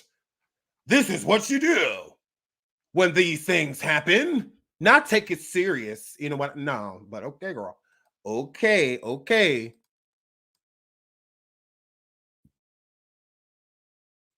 Sorry. Philly, she could say, shout out to my girl. She says, Gator boots and pimped out Gucci suits can't pay my lawyers, but I can pass a plate in my many first voice. Girl, I just find that weird. I just find that, ooh, y'all talking about some heat. Death ain't straight. I cannot with y'all. Hey, if that's how he say that he identifies as, pretty much straight, I'm gonna let him have that. I'm not gonna, I've joked around with it before, I have, but still at the same time, if he say he's straight, hey, yeah, that's what it is. So, but yeah, here flip. So moving right along from that. So Larry says that it will take, the $800,000 with Lavontraye. He said he's going after Lavontraye first, then Tasha. He also states, because the interviewer person, that some man was up there talking after her, I don't know who he was. And he said that he shouldn't only go after Tasha, he should go after everybody. Right? Here flip. So Larry has been given this advice before and he's not going to take it. Like I said, whatever YouTuber he goes after will make no sense, because again, no different than Tasha K. Tasha K is not accusing him of anything. She's not. The accusers are. Tasha K is not live stating what Larry did. She's not live doing that. She's live with the victim, with the victim's mother, and on and so forth. Okay? So that's who the lawsuit's technically for. Now, can he sue the platform? Absolutely. But it's frivolous. It absolutely is. It is. Because how much money does Daryl Moore have to pay him? Nothing, right? Oh, okay. Oh, okay. They've just been encouraged to not talk about each other. Oh, okay. Okay. Okay, girl. Here flip. So, I mean, I don't know why he feel like it's going to be any different with Tasha K. Like, why do you feel like that's going to be any different? Like, the most that may happen is that they say, hey, maybe you two should just stay in your own corners. Just try to, revert to other things. Just go back to the basics. Don't talk about each other. Just you go your way and she go hers. Try to keep each other's name out of each other's mouth. That's about it. No, they ain't no damages for what? Predator? Damages for what? Now, how are you a victim of what? Like, what is he a victim of? Because he keeps saying how Lavontraye broke. Lavontraye was evicted. Lavontraye ain't got nowhere to go. Larry, why Lavontraye ain't asking your bald head ass for no money? Why you ain't live, you and your people, live with receipts of Lavontraye in your DM talking about some, if you give me this, I shut this down. If you do this for me, I stop this and stop that. If you do this and that, I'll go forward and retract. If you write this check for it, why folk come? But you swear everything about money. If everything is about money, why isn't Lavontraye suing you for money? Like, but everything is about coin. No, that's what you. Because money is the root of all evil, and that's what leads you. God does not lead you. And it's apparent. Because all you did was sit over there and talk about money. No different than this Patreon. All you talk about money, money, money, money, money. Because you are ugly on the inside and outside. And that's how you feel about yourself. Because you feel like you got to throw money at everything and at everyone. That you are not enough. I very so much am. I am enough. Very so much confident. I ain't giving a bitch shit to hang with me besides my time. That is it. You got to throw money at everything because you feel like you are ugly on the inside and the outside. You have to overcompensate. I don't have to do that. I don't have to drive around in a Rolls Royce and have a house this big, the biggest the sky. You know, I don't have to do all of that. I don't have to because I'm not lacking. You're lacking in a lot of areas, sir. That's you. Hair flip. So if everybody's so enticed by what you have, that's what you put out there. You put money, your cars, and all of that in front of you because you have never felt like you were enough. Stop it. I've seen your kind before. Even dated one, but he was attractive. So, yeah, I'm like, no, you do that. So if Lavontraye's never had a better lifestyle than when he was with me. That's why you provided him that lifestyle, because he would have never been around you if you were not providing certain things, buddy. People say a lot of things about you, but ain't nobody running around here saying how fine Larry is. No. If they're not saying it now, they won't say anything. End of story. End of story. You have to overcompensate. We don't have to. We don't. Like, Armand is enough. That's why you have to overcompensate to get him in your life. That's why you had to do that. That's why you put him up in a penthouse. Make sure you rode up in a Rolls Royce because you are not enough. I can pull up and get out of an Uber, bitch, and I'm going to still be that girl. I'm still going to be that girl. Yeah. Yeah. Armand too. Even that other YouTuber. He could just pull up out and get out of Uber and just be that girl. You cannot. So you have to overcompensate. Like, stop it. You put things, materialistic things, in front of actual relationships. You did that. So that's why the majority of your relationships have something to do with money or things, because you don't feel like you're enough. I can just go into people's chats and say hello. What I got to send them $500 for? What I got to send them $1,000 for? For what? Me saying hi is enough because I'm that girl. Category bad, I'm the bar. Like, your self-esteem is low. Mine is not. Mine, wow. Hell, some will say too high. Oh, well. It ain't going down for none of y'all. I'm my own worst enemy. And if I think I'm a bad bitch, nobody else's opinion matters. Yeah. There will be no part of rain on my parade, girl. Sunny, no clouds. Sunny, no clouds. There is not even a chance of rain, sweetie. Like, yeah, you tried it. So that's you. You have to overcompensate. Again, why did you say you fell out with Tasha? Because of a $250,000 deal? To make Tasha more attracted to your situation. To make her feel a certain way about you. To make her feel that you are more than what you truly are. You do that. Like, yeah, I don't do that. I don't do that. That's why you're on the phone pleading for your life, girl. Voguing for your life on the phone with Tasha and Armand, because you already knew what you did was messed up and you're a liar. And they both caught you in lies. So they're like, no, we need to get this nigga on the phone at the same time because this is what he's not about to do. This is what he's not about to do. You pleaded for their friendships, and neither person likes the person that's been windmilling for you. I mean, how many times are you going to put him in last place? I mean, stop it already. Put him first because that's where he should be. But with a person like you don't care about things like that. You don't care about loyalty. You only care about loyalty when people are being loyal. That's it. That's when you care about it. But before that, you could care less. You don't care because everything is about you. Everything is about you. Like again, so ain't no overcompensator gonna because it's all about money. The lifestyle that I had, and then why is it Lavontraye if everything is about why for come he not suing you? Why is he not doing that? Is he in your DMs privately begging for money? Because this how you talking. And ain't none of that stuff happening? Okay, then how was this about money? If so, when you have wrote him a check with Darren Moore, you didn't. When you have written him a check with Bishop, you didn't. So why?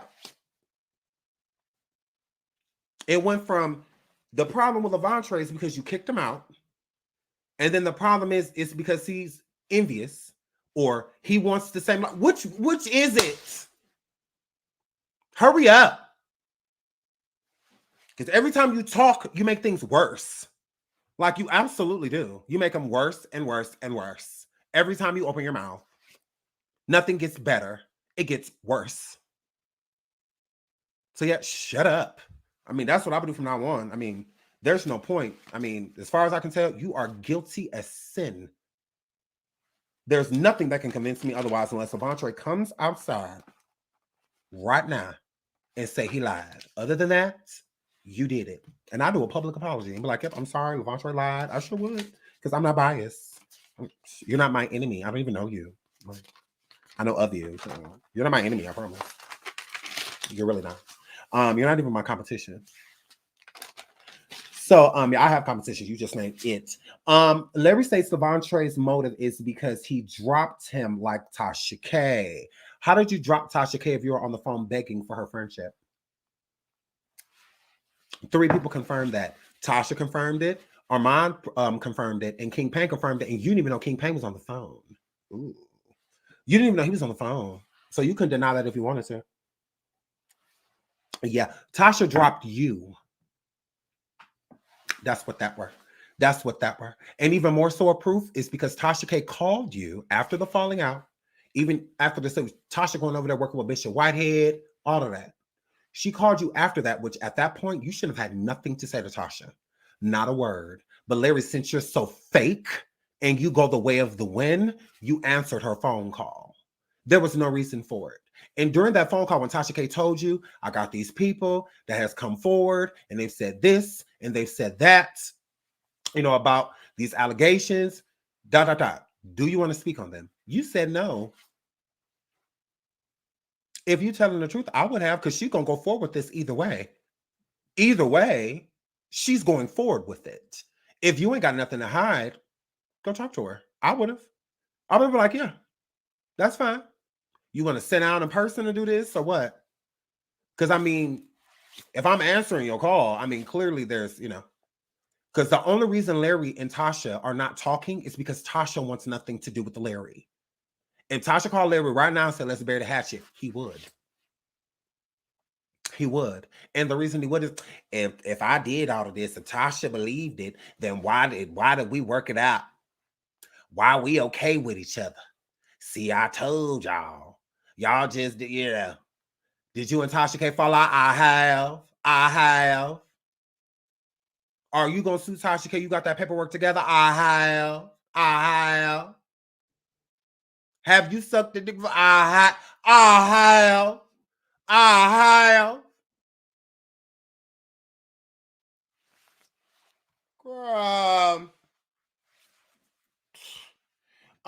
So, but let's finish this. So, okay. So he says that Larry states Lavontraye's motive is because he dropped him like Tasha K, which is weird because Larry never took care of Tasha. How are you comparing the two, girl? Lavontraye lived with you. You was feeding him. He was driving your car. All of that. Tasha never lived with you. You ain't paying nail one of Tasha bills.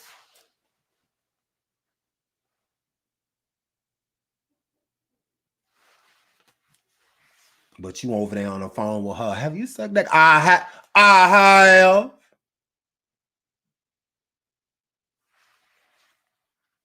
Would you do it again? I have. Don't I look like it? So, my girl. So he said, but he did let Lavontraye live with him, per Larry's request. So here's the thing. Lavontraye's mother did not ask if her kids can stay with Larry.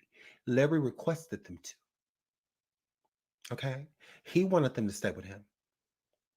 Mhm.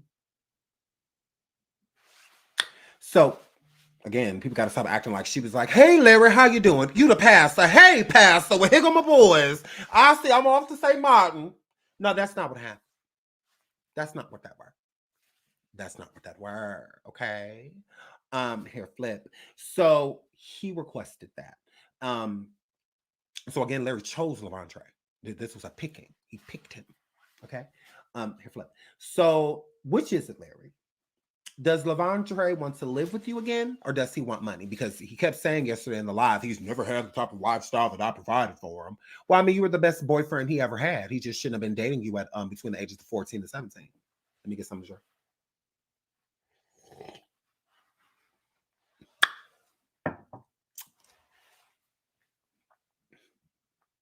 So does he want to live with you again? Why you would never allow that, especially after him coming forward with these allegations. So clearly it's not that. And if Lavontraye wants money, he's not asking for it. He's not talking to you or your team. None of that. He's not requesting any payment from you or your team, but you swear it's money. You sure? Are you sure? You're just mad because you're used to throwing money at these type of situations. Larry, you said in this live that you had a premonition that people were going to come out and state that you did things, men and women, well, I should say boys and girls, that you did things to them that weren't true. With that being said, if that were true, weren't true, I should say, then why did you feel like you needed to like leave, like you needed to get out of Dodge? Whatever. He also states that all the single parents at the church that were at the church lived with him until they got on their feet and moved out. Yet Sharon had a 3-bedroom condo, and that's why Larry sent Sharon to St. Martin's to get her out of the way.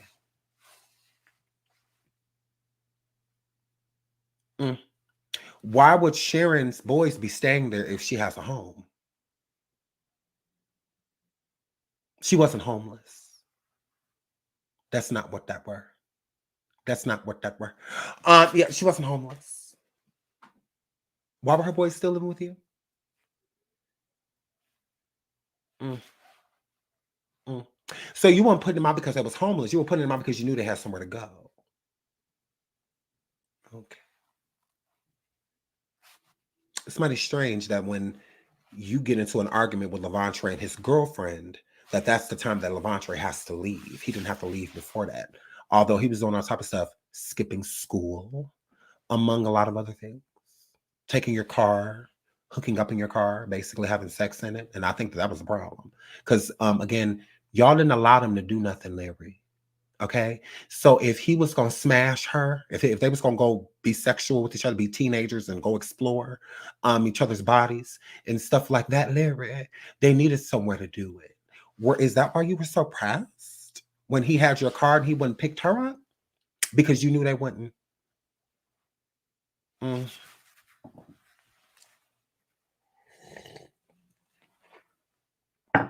It's not like they could do it there. They weren't allowed to be around each other like that. Boys with the boys, girls with the girls. So if they were together, there was plenty of people around. So that they weren't able to do that. You got to sneak away in order to do so. So why wouldn't he skip school and pick his girlfriend up so that they could go? It's completely plausible. So it's not a problem that he skipped school. That wasn't the issue. The issue was that he was with another girl, with a girl. Why would you care? Like, he's a growing boy. Like, he's about to be 18 soon. Like, mean, this is normal, you know. And again, Larry, if Lavontraye was gay, why was he seeking a woman? Because you try to make it seem like this was consensual. Okay, well, if it was, then why wasn't he seeking other men? Why wasn't he looking at teenage boys at school? Why didn't he go pick up a boy? He didn't. He went and picked up some coochie because that's what he wanted. Yeah, absolutely. So yeah, you didn't want that. You didn't, because you misconstrued the situation, Larry. You fell for Lavontraye. You wanted to be with him, but Lavontraye didn't look at it that way. We do certain things in secret at night. He's not my man or anything like that. I don't look at life that way. I like girls. So this is something that we do at night, and he gives me money, whatnot, and I'm able to go buy little things and stuff like that. But it was more so of a chore, like gay for pay. It wasn't, I'm interested in you. He was interested in the person that he's married to right now. Yeah. That's who he had feelings for. He didn't have feelings for you. And I think that hurts your feelings when you realize, Larry, that he really wanted to be with that girl, that he really wanted to be with her. He does not want you like that. And you felt that the materialistic things that you put in front of him, this lifestyle and all the things you presented him with, that was going to be enough to make him refrain from being average, the average teenage boy chasing at the girls. You thought he would refrain from that. He's going to pick me because I may not be able to provide breasts and a coochie, but I can provide a car and a house and money. And, I can provide all that stuff. You were competing with a teenage girl. Gross. Like, ugh. Ugh.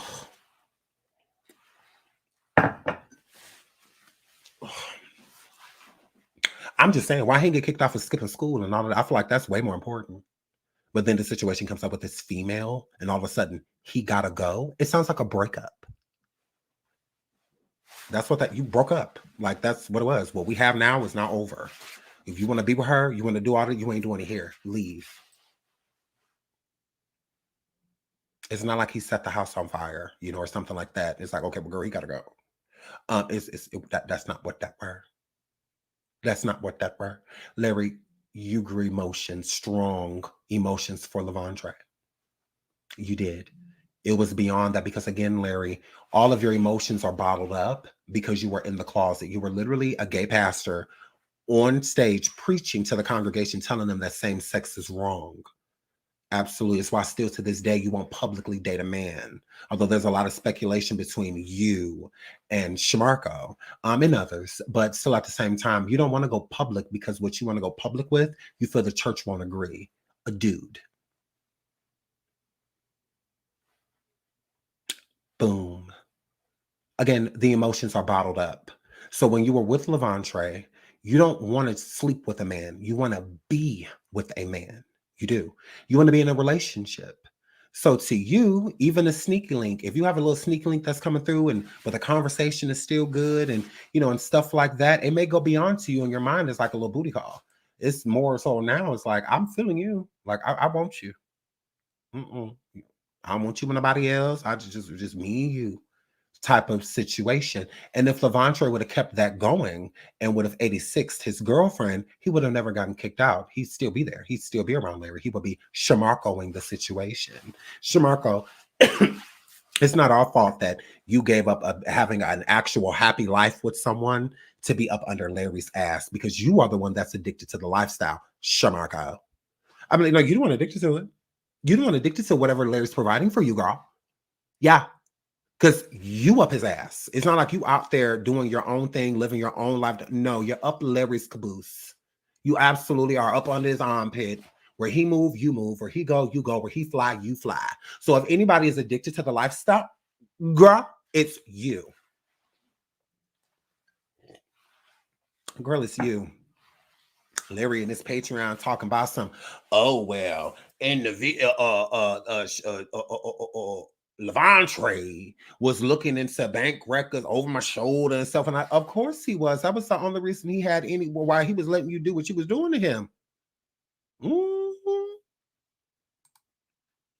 That's why he was letting you do all of that. Because of what you were providing, overcompensating. You do that with everyone because, again, you don't feel like you're enough. You don't. You feel like you're lacking in a lot of areas. Absolutely. It's no different than having wives. That's why you are so inadequate. Because you don't want no woman. You don't. There's nothing. You don't want them from a woman. If anything, you're jealous of them because they get to outwardly be what you want to be with men. So it's like, that's the problem. Yeah, you probably can't stand women to a certain degree just because they're living a life that you can't. You walk past and see a couple coupled up, hugging, kissing, anything like that. It infuriates you because you want to do those same things too, just not with a woman. And in the lifestyle that you're leading, doing it with a man. No, ma'am. That congregation, they're going to be able to get with that. They're not going to be able to get with that. So you try to make it seem as if, oh, well, I'm just by myself. I've tried marriage. Okay. Okay, girl. Okay, girl. If that's what gets you to sleep at night, shout out to the Fisher King Pan. Hey, friend. If that's what gets you to sleep at night, girl, y'all make sure y'all subscribe to my friend. He's almost at 20K. I am so proud of him. Make sure y'all get over there and subscribe to the Official King Pan. Okay, he is almost there. He's been over there lit doing his thing. I am so happy for my friend. So shout out to you, Official King Pan. I love you, friend. So yeah, Shamarka. Girl, that's his job. If he ain't baking, he massaging, girl. But Lavontraye is addicted to the lifestyle. Pot calling the kettle. Pot calling the kettle. I'm like, yeah, you try. I'm like, pot calling the kettle? Somebody that's literally, like, Larry literally taking care of you. Literally paying your bills. Like, whatever car you're driving, Larry literally helped you get it. I don't know, like, you tried it. Like, not the pot calling the kettle, girl. The last thing Shamarko should be doing is talking. Shamarko, shut the up. You are no assistance because you know who said in his Patreon and said that while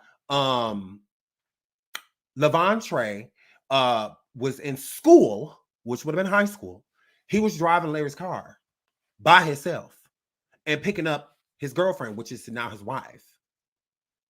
We found that from you. Shut up. You are no help. Just when you thought you were assisting, you're not. Like, yeah, shut the hell up. Yeah, you need to be quiet because you're looking like a co-conspirator at this point in time. Shut the up. Shout out to Lady Duet. Hey, Sean, I love your show. Did he try to say that dude did it? As if that makes it better. I knew that thick-mouthed Christian Kelly. Ooh, Lord. A dog can a gravy Lord train lie was guilty. Now that was being alluded by the streets. I've never heard Larry literally said out his mouth that another person was literally responsible. I've never heard that, but he did in this live allude to where that was not me, meaning that he's either talking about another party or he's stating that mentally that's not where he is anymore. So that is no longer him. That person that was doing those things is gone. So it's one or the other. So he could be referring to another person, or he could be just referring to himself as another personality. And so one of the, but I can't confirm anything about the pastor, the elder. I can't confirm any of that. So I'm not just going to just say it just to make it juicy, like I can't confirm nor deny that. But yeah, within that saying. So okay, what else did he say? And hold on, let me check the cash apps because I know I got my thing was buzzing. My thing was buzzing. It was buzzing. Ooh. It's a lot. Shout out to Neek. Thank you, girl. Thank you so much. Shout out to Jessica. Thank you so much. Oh my God, I love you. Shout out to Brittany. I love you so much. Thank you. Shout out to Sequita. Thank you so much, sweetie. I love you. Thank you. Shout out to my boo, Melina. Ooh, I like that. Thank you so much. You're so sweet. Shout out to my boo, Carolyn, moderator. I love you. Oh my God, I love you. Shout out to Linda. Thank you so much. Shout out to Lotus. Thank you so much. Y'all are so sweet. Shout out to Rosalind. Thank you so much, Rosalind. Shout out to Chocolate Bay. Yes, the Chocolate Bay. Yes. Shout out to the Chocolate Bay. Thank y'all so much. Oh my God, I love you guys. I deserve everything. Hold on. Yeah. Okay. I deserve everything that y'all been sending to me. Okay. Hair flip. So yes, keep it coming. Keep it coming. So yes. So before we conclude this, because Tasha K is going live again tomorrow. Okay. Part 3, a PPPP. So that's dropping tomorrow. So we will definitely be back with that. So I want to get into this just a little bit, this Patreon, just to refresh your mind of a lot of things that he said before we go live again tomorrow. So I'm just gonna play a couple, play a little bit of this, and then yeah, we will come back. So I will give a little bit of my commentary before we leave. So I love you guys. Here we go. Supposed to do. And so it is just so much to take in, because it's like there is no Reid had never been by himself. Never. We were married all the way up until 2007. Lavontraye was born in 1990, so that makes him 17. And if I'm in the picture, that is not happening. So what are you talking about? And then they try to paint the narrative. Oh, she wasn't there. I was only gone for 2 years, and when I came back, me and Reid was together. So I'm trying to figure out. And then when it wasn't me, he was engaged to Jennifer, and he was engaged to somebody else, and she was overseas, so he was doing a whole lot of traveling and all those things. Because when he called me, he was in London. So I'm like, so what are you talking about? None of this. Reid was never by himself. He always had his adjutant with him or Mako. He has never been by himself with nobody. That's So I'm trying to figure out, what I'm saying is there was no room there for none of that to happen. None. Well, to Lavontraye's point, I never went nowhere by myself, but when I was home, I always stayed up in the room, as I still do now. And just like now, everybody comes one by one into my room and asks me, engage me, talk to me, however. So we were by ourselves, because there were things that he would do and nobody would be around. Now, what I'm not going to do, and I want to be very clear about this, and this is on purpose, and this is the reason why, I'm going to be. So just a little refresher course, on some of the things that he said. People coming in his room one by one. That Lavontraye will come in his room and do things, alone. And when people will come engage him. So again, he said, to Lavontraye's point, his ex-wife Lisa, and yes, she is a big old lesbian, and there's nothing wrong with that, but I mean, they preached against it. So, I mean, hey. They,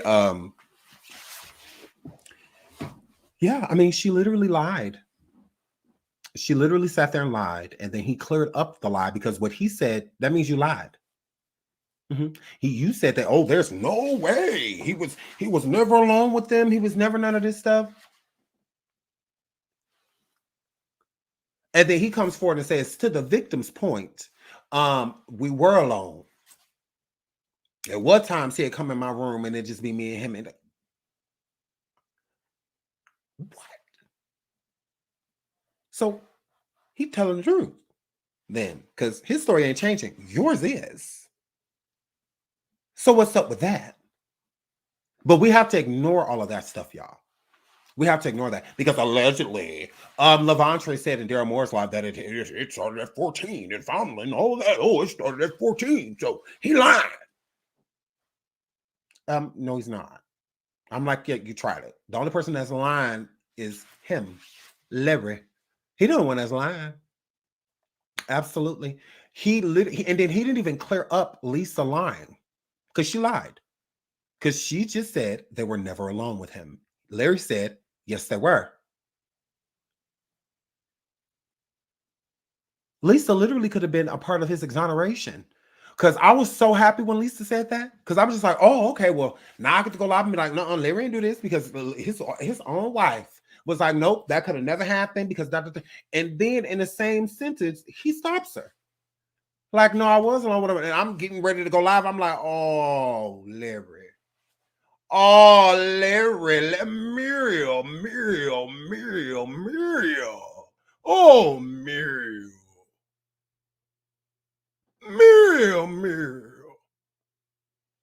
Have you been alone with them? I have.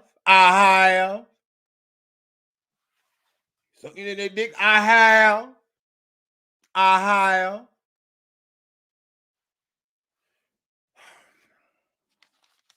Lavontraye said that you put your mouth on her.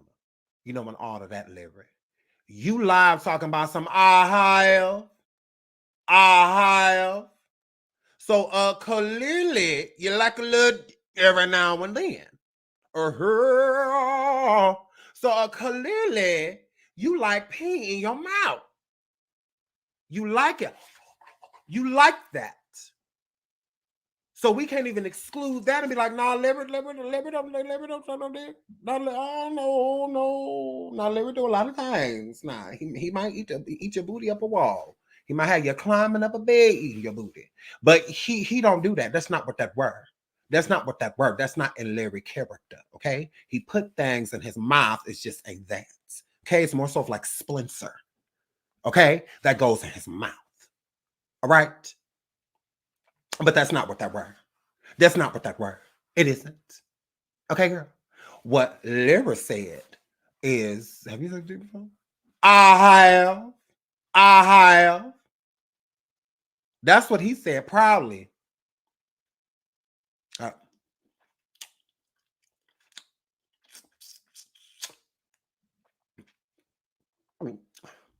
I have. Better than you. So, my girl. So I'm just like, oh, okay, girl. All righty. So you do something. Okay. You said that none of this happened. Okay. But then you said you had inappropriate conversations basically about sucking dick. Okay. And you suck dick. I have. Oh, okay. He said, you know, he said that, right?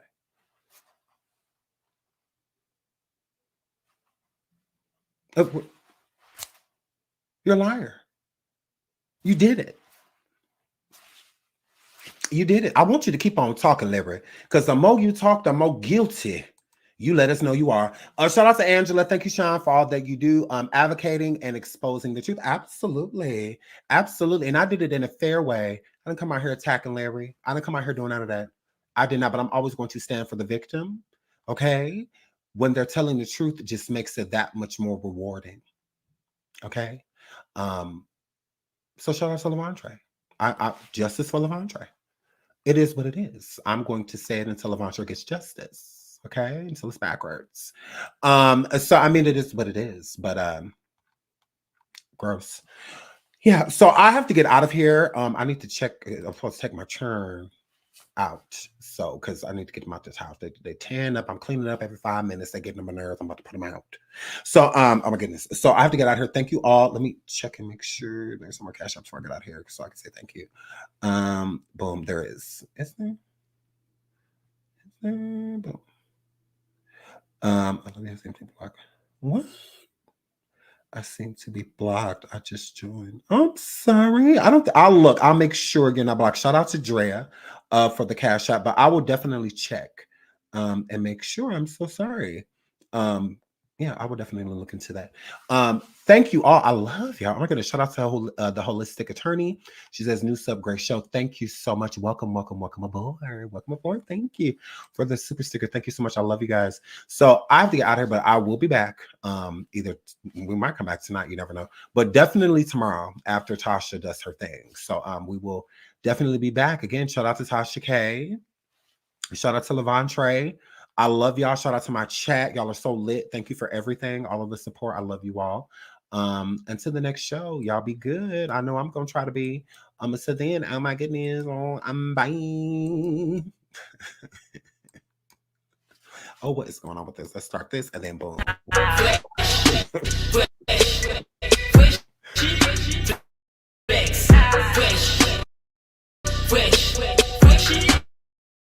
Flex.